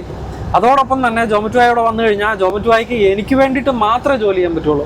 നമുക്ക് ആരാണോ LMIA തരുന്നത് ആ കമ്പനിക്ക് വേണ്ടിയിട്ട് മാത്രമേ ഇവർക്ക്, അല്ലാതെ എനിക്കത് നാട്ടിൽ ഒരു ക്വാളിഫിക്കേഷനും ആവശ്യമുണ്ട് ഇല്ലല്ലോ. ഇല്ല, ഒരു ക്വാളിഫിക്കേഷനും ആവശ്യമില്ല. വണ്ടി ഓടിക്കാൻ അറിഞ്ഞാൽ മതി. അല്ലെ ഇവര് കാണിച്ചേക്കുന്ന ഈ ഒരു ഉടായ്പ അത് മാത്രം മതി. അപ്പം പ്രശ്നം ഇതാണ്, ജോമറ്റോയെ വന്നു കഴിഞ്ഞാൽ ഞാൻ കൊടുത്ത LMIA പ്രകാരം എനിക്ക് വേണ്ടിയിട്ട് മാത്രം ജോലി ചെയ്യാം, അല്ലെങ്കിൽ തിരിച്ചു പോവാം. അപ്പം ഈ ചിലപ്പോൾ $25,000-$30,000 കൊടുത്ത് വന്ന ജോമറ്റോയി ഇപ്പം ജോമറ്റോയുടെ സ്ഥാനത്ത് ഞാൻ കാനഡയിൽ നിന്നുള്ള ഒരാളെ ഹയർ ചെയ്യുവാണെന്ന്, ഇപ്പം എന്നെയാണ് ഹയർ ചെയ്യുന്നതെന്നുണ്ടെങ്കിൽ അയാൾക്ക് ഞാൻ കൊടുക്കുന്ന ഇപ്പോൾ $1 ഒരു മൈൽ പോകുന്നതിന് $1 കൊടുക്കണമെങ്കിൽ ഞാൻ ജോമറ്റോയ്ക്ക് ചിലപ്പോൾ 25 സെന്റ് ആയിരിക്കും കൊടുക്കുന്നത്. അല്ല നമ്മുടെ 25 പൈസ, $1 എന്ന് കൂട്ടി, അല്ല ആ രീതിയിൽ നിങ്ങൾ പറഞ്ഞു കുറച്ചുകൂടെ മനസ്സിലാക്കാൻ എളുപ്പത്തിന്. അപ്പോൾ ജോമറ്റോയെ നോക്കുമ്പോഴത്തേക്ക് ജോമറ്റോയെ എടുക്കുന്ന ജോലിയും അതേസമയം കാനഡയിൽ PR-ലോ വർക്ക് പെർമിറ്റിലോ ഉള്ള ഒരാളോ എടുക്കുന്ന ജോലിയും ഒരേ ജോലി തന്നെ. പക്ഷെ അയാൾക്ക് കിട്ടുന്ന 1/4 ശമ്പളമായിരിക്കും ജോമറ്റോയ്ക്ക് കിട്ടുന്നത്. അതുകൂടാതെ ജോമറ്റോയ്ക്ക് അപ്പോൾ ആ ശമ്പളത്തിൻ്റെ കാര്യം പറഞ്ഞാൽ തന്നെ മര്യാദയ്ക്കുള്ള ഒരു ഫുഡോ അല്ലെ മര്യാദയ്ക്കുള്ള ഒരു താമസമോ മറ്റൊരു കാര്യത്തിനും ജോമറ്റോയ്ക്ക് ഈ പൈസ തികയല്ല. പക്ഷെ എന്നും പറഞ്ഞ് ഇതിന്റെ പേര് ജോമറ്റോയ്ക്ക് എവിടെയെങ്കിലും കംപ്ലൈന്റ് കൊടുക്കാൻ പോകാൻ പറ്റുമോ? കാരണം ഇത്രയും ഭീമമായ ഒരു തുക മുടക്കിയിട്ടാണ് വന്നേക്കുന്നത്. അതിന്റെ കൂട്ടത്തിൽ നമുക്ക് കിട്ടുന്ന സാലറി വളരെ തുച്ഛമായി. അത് കൂടാതെ ഇതിന്റെ പേര് കേസിന് പോയി കഴിഞ്ഞാൽ LMIA ഇതാണെന്ന് കണ്ടു കഴിഞ്ഞാൽ ഇല്ലീഗലാണ് സംഭവം ഒരു പരിധി വരെ. കാരണം അവർക്ക് നോക്കി കഴിയുമ്പോഴത്തേക്ക് ആ കമ്പനീനെ മറ്റു പല കാര്യങ്ങളെ സൂ ചെയ്യാനുണ്ട്. At the end of the day ജോമറ്റോയെ തിരിച്ച് നാട്ടിൽ പോകേണ്ട വരും. അപ്പൊ അവരെ ഇപ്പൊ എന്നെ മാത്രമായിരിക്കില്ല അവരെടുത്തേക്കുന്നത്, ഇതുപോലെ തന്നെ പലരെ എടുത്തിട്ടുണ്ടാവും. പക്ഷെ നമ്മൾ പോയി കംപ്ലൈന്റ് ചെയ്താൽ നമ്മൾ ആദ്യം പുറത്തു പോകണം, മനസ്സിലായോ? മറ്റവനിവിടെ ഒന്നുമില്ലാലും കാനഡയിലുള്ളവൻ അവൻ ആ കമ്പനി ക്ലോസ് ചെയ്തിട്ട് വീണ്ടും വേറെ കമ്പനി തുടങ്ങാം. കാരണം അവനിവിടെ ഉള്ളവനാണല്ലോ. അപ്പം ഈ എംപ്ലോയീസിനെ ഈ LMIA വന്നവരെ മിസ്ട്രീറ്റ് ചെയ്യുന്ന സാഹചര്യങ്ങളും വളരെ പൂറായിട്ടുള്ള ജീവിക്കാൻ പോലും സാഹചര്യം ഇല്ലാത്ത രീതിയിൽ ജോലി ചെയ്യേണ്ട വരുന്നതും ഒക്കെ LMIA വരുന്നതിൻ്റെ ഒരു വലിയ പ്രശ്നമാണ്. ഇതിൻ്റെ എല്ലാം പ്രോമിസ് എന്ന് പറഞ്ഞാൽ സാധാരണ ഗതി ഇവർ പറയാറ് ഓക്കെ 2 കൊല്ലം കഴിയുമ്പോൾ അല്ല 3 കൊല്ലം കഴിയുമ്പോഴത്തേക്ക് നിന്നെ PR-ലേക്ക് കൺവേർട്ട് ചെയ്യാനുള്ള ഹെൽപ്പ് എല്ലാം ചെയ്യാം. അതുകൊണ്ട് നീ ധൈര്യമായിട്ട് പോരാ, അല്ല നിന്റെ ഫാമിലിക്ക് വേണ്ടിയിട്ട് വിസ തരാം, അല്ലെ സ്പൗസിനെ സ്പോൺസർ ചെയ്യാനുള്ള പേപ്പറുകളെല്ലാം തരാം, അപ്പം അതുകൊണ്ട് നമുക്ക് സെറ്റപ്പ് ആവാം എന്നുള്ള ഓഫറുകളെല്ലാം കൊടുക്കും. പക്ഷേ ഇതൊന്നും നടക്കണമെന്നില്ല. കാരണം എന്നാന്ന് വെച്ച് കഴിഞ്ഞാൽ ഈ ആള് പോയി കഴിഞ്ഞിട്ട് വേണം ഇവർക്ക് അടുത്ത ആളെ ഇതേ LMIA കൊണ്ടുവരാൻ വേണ്ടിയിട്ട്. അപ്പോൾ ഇവരുടെ ലാഭം എന്നാന്ന് വെച്ച് കഴിഞ്ഞാൽ LMIA ഇഷ്യൂ ചെയ്യുന്നതിന് ഈ വിസയിൽ വരുന്ന ആളുടെ നിന്ന് മേടിക്കുന്ന $30,000, അതുകൂടാതെ ഈ $1 കൊടുക്കേണ്ടവർക്ക് 25 പൈസ കൊടുക്കുമ്പോൾ ബാക്കി 75 പൈസ ഓരോ മൈലിലും ഇവന്റെ പോക്കറ്റിൽ കിടക്കുക. അപ്പൊ അവന് 2 തരത്തിലും ലാഭമാണ്. അവന് 2 തരത്തിലും ലാഭമാണ്. മൂന്നാമത് ഇട്ടിട്ട് പോകാനില്ലാത്ത ഒരു എംപ്ലോയി. ഇവന് ഓരോരോ ഈ പുതിയ ട്രക്ക് ഡ്രൈവേഴ്സിനെ വെയിറ്റ് ചെയ്യേണ്ട കാര്യമില്ല. അപ്പം ഈയിടെ തന്നെ ഫൈൻഡ് ചെയ്തിരിക്കുന്ന ഇതാണ്, ഇവർ ഈ LMIAക്ക് ഇഷ്യൂ ചെയ്യുന്നതിൽ നിന്ന് മേടിക്കുന്ന പൈസ അത് ക്യാപിറ്റലായിട്ട് ഇട്ടിട്ട് ഇവർ പുതിയ ട്രക്ക് മേടിക്കും. എന്നിട്ട് ഇവനെ ഇട്ടിട്ട് അതിൽ നിന്നും പൈസ മേടിച്ച് അങ്ങനെയൊക്കെയാണ് പൈസ ഉണ്ടാക്കുന്നത്. അപ്പം നമ്മുടെ വീഡിയോ തന്നെ കണ്ട് പലരും ആ ട്രക്ക് ഓടിക്കണമെന്നുള്ള ഒരു ആഗ്രഹം മൂത്തിട്ട്, കാരണം നമ്മളെ കോണ്ടാക്ട് ചെയ്യുന്ന പലരോടും നമ്മൾ പ്രോപ്പറായിട്ട് ഒന്നെങ്കിൽ വർക്ക് പെർമിറ്റ് അല്ലെ PR-ന് വേണ്ടിയിട്ടുള്ള കാര്യങ്ങളാണ് ഗൈഡ് ചെയ്യുന്നത്. പക്ഷേ ഈ ഒരു ആഗ്രഹം മൂത്തിട്ട് എങ്ങനെയാലും ട്രക്ക് ഓടിച്ചേ പറ്റൂ എന്നുള്ള രീതിയിൽ ഏജൻസികളുടെ അടുത്ത് തല വെച്ച് ഇതുപോലെ അബദ്ധങ്ങളിൽ പെട്ട് LMIA വന്ന ഒത്തിരി പേര് എനിക്കറിയാം കേട്ടോ. അപ്പം ഇതൊക്കെയാണ്. അതുകൊണ്ട് തന്നെ നമ്മുടെ വീഡിയോസ് കാണുന്ന ആരെയും ഞാൻ ഒരിക്കലും സജസ്റ്റ് ചെയ്യല LMIA വഴി വരാനും ട്രക്ക് ഓടിക്കാനും, അല്ലെ അവർക്ക് ഇഷ്ടമുള്ള ഒരു ഡ്രീം ജോബ് എന്നുള്ള രീതി, അല്ലെ ഡ്രീം ലാൻഡ് എന്നുള്ള രീതി കാനഡ കാണാനും. കാരണം അതൊരിക്കലും ശാശ്വതമല്ല. നമ്മൾ കയ്യിൽ നിന്ന് എടുത്ത് കൊടുക്കുന്ന പൈസയ്ക്ക് വെറും 2 കൊല്ലം അല്ലെ 3 കൊല്ലം നിന്നാലും നമ്മളെ കൊടുത്ത പൈസ പോലും ഉണ്ടാക്കാൻ പറ്റില്ല. അതുകൂടാതെ ആ 3 കൊല്ലം നമ്മുടെ ജീവിതം ദുരിതപൂർണ്ണമായിരിക്കും. നമ്മുടെ നാട്ടുകാരും വീട്ടുകാരും എല്ലാം അവരുടെ പ്രതീക്ഷയ്ക്കൊത്ത് നമുക്ക് നിൽക്കാൻ പറ്റില്ല. അത് വലിയ തകർച്ചയിലേക്കായിരിക്കും നമ്മളെ നയിക്കുന്നതെന്നുള്ളതാണ് എനിക്ക് പറയാനുള്ള LMIA കുറിച്ച്. ബാക്കി വേറെ എന്തെങ്കിലും കൂട്ടിച്ചേർക്കാൻ? ഇല്ല, അതൊക്കെ നമുക്ക് അറിയുള്ളൂ. അതാണ് കാരണം ഞാൻ നോക്കുന്നത് നമ്മുടെ വീഡിയോയുടെ ലെങ്ത് ഇച്ചിരി കൂടി പോകുന്നുണ്ടോന്നാണ് കേട്ടോ. അപ്പം അതുകൊണ്ടാണ് നമ്മൾ പെട്ടെന്ന് പറഞ്ഞു തീർക്കുന്നത്. കാരണം ഒരു പരിധി വരെ ലാഗ് ആയാലോ. അപ്പം അതുകൊണ്ട് തന്നെ LMIA നമ്മൾ കംപ്ലീറ്റ്ലി മാറ്റി വെച്ചു. ഈ പറയുന്നത് നമ്മുടെ സബ്സ്ക്രൈബേഴ്സ് അബദ്ധത്തിൽ പോയി ചാടാണ്ടിരിക്കാൻ വേണ്ടിയിട്ടാണ്. അപ്പം നമ്മുടെ രണ്ടാമത്തെ പാർട്ടിലെ ഏറ്റവും ഇമ്പോർട്ടൻ്റ് ആയിട്ടുള്ളത് PR, പെർമനന്റ് റെസിഡൻസിക്ക് അപ്ലൈ ചെയ്യാൻ നേരത്ത് ഇപ്പോൾ കാനഡയുടെ ഇമിഗ്രേഷൻ സിസ്റ്റം ഒരു പോയിന്റ് ബേസ്ഡ് ഇമിഗ്രേഷൻ സിസ്റ്റമാണ്. അതായത് നമ്മൾ പണ്ട് കാലത്തൊക്കെ അല്ല ഞാനൊക്കെ പഠിച്ചുകൊണ്ടിരുന്നപ്പോൾ 210 മാർക്കായിരുന്നു മറ്റേ നമ്മളെ 10ാം ക്ലാസ് പാസ് ഔട്ട് ആവാൻ വേണ്ടിയിട്ട് നമുക്ക് ബേസിക്കലി വേണ്ടിയിരുന്നത്. പാസ് മാർക്ക് എന്ന് പറയുന്ന ഒരു സാധനം ഉണ്ടല്ലോ. അപ്പോൾ അതുപോലെ ഒരു പോയിന്റ് സിസ്റ്റത്തിൽ കൂടെ നമുക്കൊരു ബേസിക് ഇത്ര ഓരോ സീസണിലും ഓരോരോ ഇമിഗ്രേഷൻ പോളിസി അനുസരിച്ച് ഇത്ര പോയിന്റ് റീച്ച് ചെയ്യുക എന്നുള്ളതായിരിക്കും ഗവൺമെൻറ് പറഞ്ഞിരിക്കുന്നത്. അപ്പം ഓരോ പ്രൈമറി ആപ്ലിക്കൻ്റെ പല രീതിയിലുള്ള ക്വാളിഫിക്കേഷൻസിനെ അടിസ്ഥാനപ്പെടുത്തി നമ്മുടെ എഡ്യൂക്കേഷൻ ഇത്ര പോയിന്റ്, നമ്മുടെ ലാംഗ്വേജസ് അറിയാവുന്നതിന് ഇത്ര പോയിന്റ്, നമ്മുടെ കരിയറിൻ്റെ എക്സ്പീരിയൻസിന് ഇത്ര പോയിന്റ്, ഏത് ബാക്ക്ഗ്രൗണ്ടിലാണ് നമ്മൾ ക്വാളിഫൈ ആയിരിക്കുന്നത് എന്നുള്ളതിനനുസരിച്ച് ഇത്ര പോയിന്റ്, അങ്ങനെ പല ഇപ്പം നമ്മൾ മാരീഡ് ആണെങ്കിൽ പോയിന്റ് കിട്ടും, നമുക്ക് എത്ര പിള്ളേരാണ് ഉള്ളത്, അവരുടെ പ്രായം, നമ്മുടെ പ്രായം, ഇതിനെല്ലാം സെപ്പറേറ്റ് പോയിന്റുകൾ വെച്ചിട്ട് ഒരു ഇത്ര പോയിന്റ് നിങ്ങൾ അച്ചീവ് ചെയ്യുവാണെങ്കിൽ നിങ്ങൾ PR-ന് എലിജിബിൾ ആവുന്നു. നമ്മൾ ഫയൽ ചെയ്യുന്നു, നമ്മുടെ ഫയൽ അവരെടുക്കുന്നു, ഗ്രാജുവലി ആ PR പ്രോസസ്സ് ആവുന്നു. ഓക്കെ, നിങ്ങൾ കാനഡയിലേക്ക് പെർമനന്റ് റെസിഡൻ്റ് ആയിട്ട് വരാൻ വേണ്ടിയിട്ട് ഞങ്ങൾ ഇൻവൈറ്റ് ചെയ്യുന്നു എന്ന് പറഞ്ഞാൽ നമുക്കൊരു സ്ഥാനം കിട്ടുന്നു, നമ്മൾ പെർമനന്റ് റെസിഡൻ്റ് ആയിട്ട് വരുന്നു. അതാണ് ഒരു ഫസ്റ്റ് രീതിയിലുള്ള ഇമിഗ്രേഷൻ പ്രോസസ്സ്. ഇനി ഒരുമാതിരിപ്പെട്ട ഇപ്പം നമ്മൾ 100 പേരിൽ എടുത്തു കഴിഞ്ഞാൽ വെറും 30 പേരായിരിക്കും ഈ ഇങ്ങനെ നേരിട്ടുള്ള PR-ന് പോയിന്റ് സിസ്റ്റത്തിൽ കൂടെ എലിജിബിൾ ആകുന്ന ആൾക്കാർ. ബാക്കി 70 പേരെ സംബന്ധിച്ചിടത്തോളം എന്ത് ചെയ്യും? അപ്പം അങ്ങനെയുള്ളവർക്ക് ഇതിന് വേണ്ടിയിട്ട് എലിജിബിൾ ആകാൻ വേണ്ടിയിട്ട് ഉള്ള ഒരു സെറ്റപ്പാണ് ഈ പറയുന്ന പോലെ സ്റ്റുഡൻറ്റ് വിസയിൽ വരിക. അല്ല, സ്റ്റുഡൻറ്റ് വിസയിൽ വന്നു കഴിഞ്ഞിട്ട് അവരുടെ കോഴ്സ് കംപ്ലീറ്റ് ചെയ്ത് ആ കോഴ്സിൻ്റെ ബാക്ക്ഗ്രൗണ്ടിൽ PR-ന് എലിജിബിൾ ആവുന്ന രീതിയിലുള്ള ഫീൽഡിൽ തന്നെ നമുക്ക് അവർക്ക് കിട്ടുന്ന വർക്ക് പെർമിറ്റിൽ നന്നായിട്ട് ജോലി ചെയ്ത് ഈ പോയിന്റ് റീച്ച് ചെയ്യാൻ വേണ്ടിയിട്ടുള്ള കാര്യങ്ങളിലെല്ലാം അവർ ഏർപ്പെട്ട് ആ പോയിന്റ് ആവശ്യത്തിന് ആക്യുറേറ്റ് ആക്കി ഈ ഒരു പീരീഡിൽ നിന്നുകൊണ്ട് തന്നെ പോയിന്റ് ഓക്കെ ആയി കഴിയുമ്പോൾ പിന്നെ PR-ന് അപ്ലൈ ചെയ്ത് PR ആവുക എന്നുള്ളത്. ഈ 2 പ്രോസസ്സ്. ഇനിയിപ്പോൾ PR-ന് നേരിട്ട് അപ്ലൈ ചെയ്യുന്നവരായിട്ട് അവർക്ക് തന്നെ ഈ കാര്യങ്ങളിലൊന്നും PR ആവുന്നില്ല എന്നുണ്ടെങ്കിൽ ഉണ്ടല്ലോ, അല്ലെ ആ പോയിന്റ് റീച്ച് ചെയ്യുന്നില്ല എന്നുണ്ടെങ്കിൽ അഡീഷണൽ ആയിട്ട് ഒരു ഫോറിൻ ലാംഗ്വേജ് പഠിച്ചു കഴിഞ്ഞാൽ ആ ലാംഗ്വേജിൻ്റെ കാറ്റഗറി നമുക്ക് പോയിന്റ് കയറ്റിയെടുക്കാം.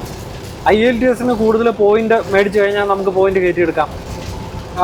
എല്ലാന്നുണ്ടെങ്കിൽ വർക്ക് എക്സ്പീരിയൻസ് കുറച്ചുകൂടെ നല്ല രീതിയിൽ കൂട്ടിക്കാണിച്ചു കഴിഞ്ഞാൽ ഇൻ ദ സെൻസ്, കാരണം ഇതിൻ്റെ പ്രോസസ്സ് നടക്കുമ്പോഴത്തേക്കും അവൻ്റേതായ ഏരിയകളിൽ നല്ല രീതിയിൽ ക്വാളിഫൈഡ് ആയിട്ട് അപ്പം അങ്ങനെയുള്ളതൊക്കെ പോയിന്റ് കയറ്റിയെടുക്കാവുന്ന കാര്യങ്ങളാണ് അല്ലേ ഭായ്? അപ്പം അങ്ങനെയൊക്കെയാണ് PR-ന് എലിജിബിൾ ആവുന്നത് കേട്ടോ.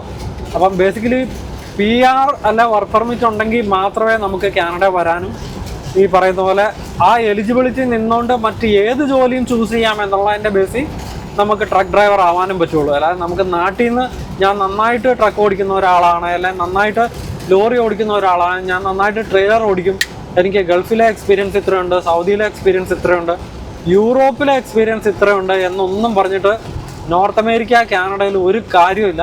കാരണം ഇവർക്ക് ഇവിടെ ഈ north America continent, north America എന്ന് ഞാൻ പറയുമ്പോൾ എപ്പോഴും കാനഡ നോർത്ത് അമേരിക്ക ഉണ്ട് കേട്ടോ. കാരണം ഇത് മൊത്തത്തിൽ ഒന്നായിട്ടാണ് ഇവർ ഈ ഉള്ള കാറ്റഗറിയിലെല്ലാം കൺസിഡർ ചെയ്യുന്നത്. അപ്പം ഈ നോർത്ത് അമേരിക്കൻ എക്സ്പീരിയൻസ് അല്ലാതെ ബാക്കി എല്ലാം ഇവർക്ക് വെറും പുച്ഛം മാത്രമാണ്. അപ്പോൾ അതുകൊണ്ട് നമുക്ക് എല്ലാവിധ കടമ്പകളും കടന്നു പോകേണ്ട വരും. അപ്പോൾ വേറെ എവിടെ എക്സ്പീരിയൻസ് ഉണ്ടാവും നല്ല ഡ്രൈവറാണെന്നൊന്നും പറഞ്ഞിട്ട് ഒരു കാര്യമില്ല. നമുക്ക് അങ്ങനത്തെ ടെമ്പററി വർക്കേഴ്സിനെ അല്ലെങ്കിൽ ഇതുപോലത്തെ സ്കിൽഡ് കാറ്റഗറി അല്ലാത്ത കാറ്റഗറിയിൽപ്പെട്ട ജോലിക്കാരെ ആരും ഇവർ ആവശ്യപ്പെടുന്നില്ല. അപ്പോൾ നമ്മൾ ആ പ്രോപ്പറായിട്ടുള്ള ഇമിഗ്രേഷൻ അത് ഇതിന് ഏറ്റവും കൂടുതൽ IT അല്ലെങ്കിൽ ഹെൽത്ത് കെയർ സെക്ടർ കൂടുതൽ നമുക്ക് സ്കിൽഡ് ഇമിഗ്രേഷനിൽ പെടുന്ന കാറ്റഗറി എങ്ങനെയും പെട്ട് ആവശ്യത്തിന് പോയിന്റ് ഉണ്ടാക്കി നമ്മൾ ആ ഒരു വിസ കാറ്റഗറി ജീവിക്കാനും ജോലി ചെയ്യാനുമുള്ള എലിജിബിലിറ്റി ഉണ്ടാക്കിയെടുക്കുന്നതിലൂടെ മാത്രമേ നമുക്ക് ഇവിടെ നിന്നുകൊണ്ട് പിന്നീട് നമ്മുടെയൊക്കെ പാഷൻ ഇതായതുകൊണ്ടാണ് നമ്മൾ ട്രക്ക് ഓടിക്കുന്നതും ഇത് പഠിച്ചതും എല്ലാം ആലോചിച്ചത്. പക്ഷെ നമ്മുടെ ബാക്ക്ഗ്രൗണ്ട് എല്ലാം ഡിഫറെൻ്റ് ആണ്. അപ്പോൾ അതാണ് അതിൻ്റെ ഒരു കാര്യം അല്ലേ വായിക്കുന്നൊക്കെ. ഞാനിത് പറയാൻ പ്രത്യേകിച്ച് കാരണം എന്നാ അറിയോ, നമുക്ക് മെസ്സേജ് അയക്കുന്നവർ ഒത്തിരി നമ്മുടെ സബ്സ്ക്രൈബേഴ്സ് കൊച്ചു പിള്ളേരുണ്ട്. ഏത് 10ാം ക്ലാസ് ഡ്രോപ്പ് ഔട്ട് ആയവർ, +1 പോകണോ, +2 കഴിഞ്ഞു, എനിക്ക് ഡിഗ്രിക്ക് പോകാൻ താല്പര്യമില്ല, എനിക്ക് ഇതുപോലെ യാത്രയാണ് പാഷൻ, എനിക്കിതുപോലെ നോർത്ത് അമേരിക്ക വരാനും ട്രക്ക് ഓടിക്കാനും അല്ല യൂറോപ്പിന് പോകാനും ട്രക്ക് ഓടിക്കാനും ബസ് ഓടിക്കാനും, കാരണം ട്രാവലിങ്ങും വണ്ടി പ്രാന്തും ആണല്ലോ ഇവരുടെ താല്പര്യമായി. അപ്പോൾ അതുകൊണ്ട് അത് ഫോളോ ചെയ്യാൻ പോവുക, ഞാൻ സ്റ്റഡീസിലൊന്നും ഇനി നോക്കുന്നില്ല, കാരണം എത്രയും പെട്ടെന്ന് എൻ്റെ പാഷനിലേക്ക് ഞാൻ തിരിയാൻ പോവുക എന്നൊക്കെ പറയുന്ന ഒത്തിരി പേര്. അതൊന്നും ചെയ്യരുത്. നമ്മുടെ സബ്സ്ക്രൈബേഴ്സിനോട് ആരെന്ത് ചോദിച്ചാലും ഞാൻ എപ്പോഴും ഇതാണ് റൈറ്റ് ഗൈഡൻസ്. എഡ്യൂക്കേഷനാണ് ഏറ്റവും ഇമ്പോർട്ടൻറ്റ്.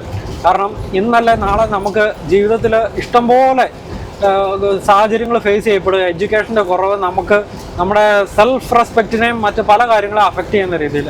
അപ്പോൾ എഡ്യൂക്കേഷന് പ്രയോറിറ്റി കൊടുക്കുക, ഏറ്റവും നല്ല എഡ്യൂക്കേഷൻ മുഴുവനായിട്ട് അച്ചീവ് ചെയ്യാൻ പറ്റുന്നതിൻ്റെ മാക്സിമം അച്ചീവ് ചെയ്യുക. അതിനുശേഷം നമ്മുടെ പാഷൻ ഇതാണ് എന്നുണ്ടെങ്കിൽ ഓരോന്നിലേക്കും തിരിയുക എന്ന് മാത്രമാണ് പറയുന്നത്. അങ്ങനെ എന്തെങ്കിലും ബാക്കി പറയാനുണ്ടോ? ഇതൊക്കെ തന്നെ ഉള്ളൂ. കാരണം നമുക്കിതിനെക്കുറിച്ച് ഇത്രയൊക്കെ അറിയത്തുള്ളൂ. അതെ, നമുക്കറിയാവുന്ന എല്ലാ കാര്യങ്ങളും 100% നമ്മൾ ഇറക്കി വിട്ട് കഴിഞ്ഞു. ഇനി ഇതിൻ്റെ അകത്ത് എന്തെങ്കിലും സംശയങ്ങൾ നിങ്ങൾക്കുണ്ടോ എന്നുണ്ടെങ്കിൽ നമ്മുടെ ഇൻസ്റ്റഗ്രാം ഹൈവേ ലോഗ്സ് എന്ന് പറയുന്ന ഇൻസ്റ്റഗ്രാമിൽ നിങ്ങൾക്ക് കോൺടാക്ട് ചെയ്യാം. ആ ഇതിൽ മെസ്സേജ് അയക്കുന്ന എല്ലാവർക്കും നമ്മൾ റിപ്ലൈ കൊടുക്കുന്നുണ്ട്. എൻ്റെ പേഴ്സണൽ മാറ്റി ഹൈവേ ലോഗ്സ് എന്ന് പറയുന്ന ഒരു സാധനമുണ്ട്, അത് ഞാൻ നോക്കാറില്ല, എല്ലപ്പോഴേ നോക്കാറുള്ളൂ. അപ്പോൾ അതുകൊണ്ട് ഹൈവേ ലോഗ്സിലാണ് നിങ്ങൾ സംശയങ്ങൾ കാരണം സംശയങ്ങളുണ്ടാകും. നമുക്ക് ഇപ്പോൾ ഈ ഒറ്റ ഇരിപ്പി വന്ന കുറേ കാര്യങ്ങളാണ് നമ്മളിപ്പോൾ ഇറക്കി വിട്ടിരിക്കുന്നത്. അതെല്ലാം നമ്മൾ പറഞ്ഞു എന്ന് വിചാരിക്കുന്നു. അപ്പോൾ അതുകൊണ്ട് എന്തെങ്കിലും സംശയങ്ങളുണ്ടെന്നുണ്ടെങ്കിൽ നിങ്ങളതിൽ കോൺടാക്ട് ചെയ്യുക. ഇനി രണ്ടാമത്, ഇപ്പോൾ ഇമിഗ്രേഷൻ്റെ ഏരിയകളിലൊക്കെ നന്നായിട്ട് വർക്ക് ചെയ്യുന്ന പലർക്കും ഞങ്ങൾ ഈ പറഞ്ഞതിൽ എന്തെങ്കിലും തെറ്റുകുറ്റങ്ങളുണ്ട്, അതൊന്നും ഇങ്ങനെയല്ല, അല്ല കുറച്ചുകൂടെ ബെറ്ററായിട്ട് നമ്മുടെ സബ്സ്ക്രൈബേഴ്സിനോട് ഇതിനെക്കുറിച്ച് പറയാം എന്നുള്ള ആരെങ്കിലും ഇതിനെക്കുറിച്ച് അറിയാവുന്നവരുണ്ടെന്നുണ്ടെങ്കിൽ നമ്മളെ ഇൻസ്റ്റഗ്രാമിലോ ഈ വീഡിയോയുടെ അടി കമൻ്റായിട്ടോ ഒന്ന് കോൺടാക്ട് ചെയ്ത് കഴിഞ്ഞാൽ നമുക്ക് കുറച്ചുകൂടെ ഡീറ്റെയിൽ ആയിട്ട് നമ്മുടെ സബ്സ്ക്രൈബേഴ്സിന് നിങ്ങളുടെ ഭാഗത്തു നിന്നുള്ള കാര്യങ്ങളും കൂടെ അറിയിക്കാൻ പറ്റും കേട്ടോ. അങ്ങനെയുള്ളവരും കൂടെ ഒന്ന് കമൻറ്റ് ചെയ്തേക്കാം. അതൊക്കെയാണ് ഇന്നത്തെ വീഡിയോയിലെ വിശേഷങ്ങൾ അല്ലേ? ഓക്കെ, അതൊക്കെയാണ് ഇന്നത്തെ വീഡിയോയിലെ വിശേഷങ്ങൾ. അപ്പോൾ ഇതെല്ലാം പറഞ്ഞു കഴിഞ്ഞപ്പോഴത്തേക്കും നിങ്ങൾക്കൊരു ക്യൂരിയോസിറ്റി ഉണ്ടാകും, അപ്പോൾ ഇവന്മാരൊക്കെ എങ്ങനെയാ കാനഡയിൽ എത്തിയത്, ഇവന്മാർക്ക് ഈ പറഞ്ഞ എലിജിബിലിറ്റി ഒക്കെ ഉണ്ടോ? അപ്പം 100 പേരിൽ 30 പേര് VR കിട്ടുമെന്ന് പറഞ്ഞാൽ ആ 30 പെടുന്ന അച്ഛന്മാരാണോ ഇവന്മാരെ? കള്ളവണ്ടിയാണോ എന്നൊക്കെ അറിയാൻ വേണ്ടിയിട്ടുള്ള ഒരു ക്യൂരിയോസിറ്റി ഉള്ള കുറച്ച് പേരെങ്കിലും കാണുമല്ലോ. അവർക്കെല്ലാം വേണ്ടിയിട്ട് എനിക്ക് ഒന്നേ പറയാനുള്ളൂ, കാനഡയിൽ PR അല്ല പിന്നീട് സിറ്റിസൺഷിപ്പ് അച്ചീവ് ചെയ്തിരിക്കുന്ന എല്ലാവർക്കും അവരുടെ ജീവിതത്തിൽ ഒരു വലിയ സ്റ്റോറി കാണും. ഇഷ്ടംപോലെ ബുദ്ധിമുട്ടുകളും കടമ്പകളും ഫിനാൻഷ്യൽ ബുദ്ധിമുട്ടുകളും ഫിസിക്കൽ ബുദ്ധിമുട്ടുകളും എല്ലാം കടന്നുപോയ കാര്യങ്ങൾ ഓരോരുത്തരുടെ ജീവിതത്തിൽ ആ സ്റ്റോറി ഉണ്ട്. അപ്പം എൻ്റെ ജീവിതത്തിലും അതുപോലെ ഒരു വലിയ സ്റ്റോറി ഉണ്ട്. അപ്പം ഈ യാത്ര ഒന്നും ഈസി അല്ലായിരുന്നു. എല്ലാം നാട്ടിൽ നിന്ന് ട്രക്ക് ഡ്രൈവറായിട്ട് വന്ന ഒരാളല്ല ഞാൻ ട്രക്ക് ഡ്രൈവിങ്ങിലേക്ക് തിരിയാനും കാരണമുണ്ട്. എൻ്റെ ബാക്ക്ഗ്രൗണ്ട് ഹോട്ടൽ മാനേജ്മെൻ്റ് ആണ്. അപ്പം അങ്ങനെ ഒരു വലിയ സ്റ്റോറി എൻ്റെ ബാക്കിലുമുണ്ട്. ആ സ്റ്റോറിയൊക്കെ ആയിരിക്കും ഇനി വരുന്ന 2-3 കഥകളിലൂടെ എല്ലാ എപ്പിസോഡുകളിൽ കൂടെ ഞാൻ പറയാൻ പോകുന്നത്. കാരണം വേറൊന്നുമല്ല, ഈ ഒരു മാസം ഈ മാസം അടുത്ത മാസമൊക്കെ ആയിട്ട് ഞങ്ങൾ കാനഡയിൽ വന്നിട്ട് കാനഡയിൽ ജീവിക്കാനുള്ള പെർമിറ്റ് ഞങ്ങൾക്ക് കിട്ടിയിട്ട് 10 വർഷം തികയുക. അപ്പോൾ അതൊരു വലിയ ആനിവേഴ്സറിയാണ്. കാരണം ഒത്തിരി കടമ്പകൾ കടന്നു പോയിട്ടാണ് ഞങ്ങൾ വന്നത്. അപ്പോൾ ആ വിശേഷങ്ങളൊക്കെ ആയിട്ട് നമുക്ക് മുന്നോട്ട് വരാം. ഇന്നിപ്പോൾ വേണ്ട പയ്യെ നല്ല മഴയുള്ളത് കാരണം ഡാർക്ക്നെസ് ആയി ഓൾറെഡി. അപ്പം നമ്മുടെ ചാനൽ കണ്ട് ഇഷ്ടപ്പെടുന്നവർ സബ്സ്ക്രൈബ് ചെയ്യുക, നമ്മളെ സപ്പോർട്ട് ചെയ്യുക. കൂടുതൽ വിശേഷങ്ങളുമായിട്ട് വീണ്ടും വരാം അല്ലേ? ബൈ.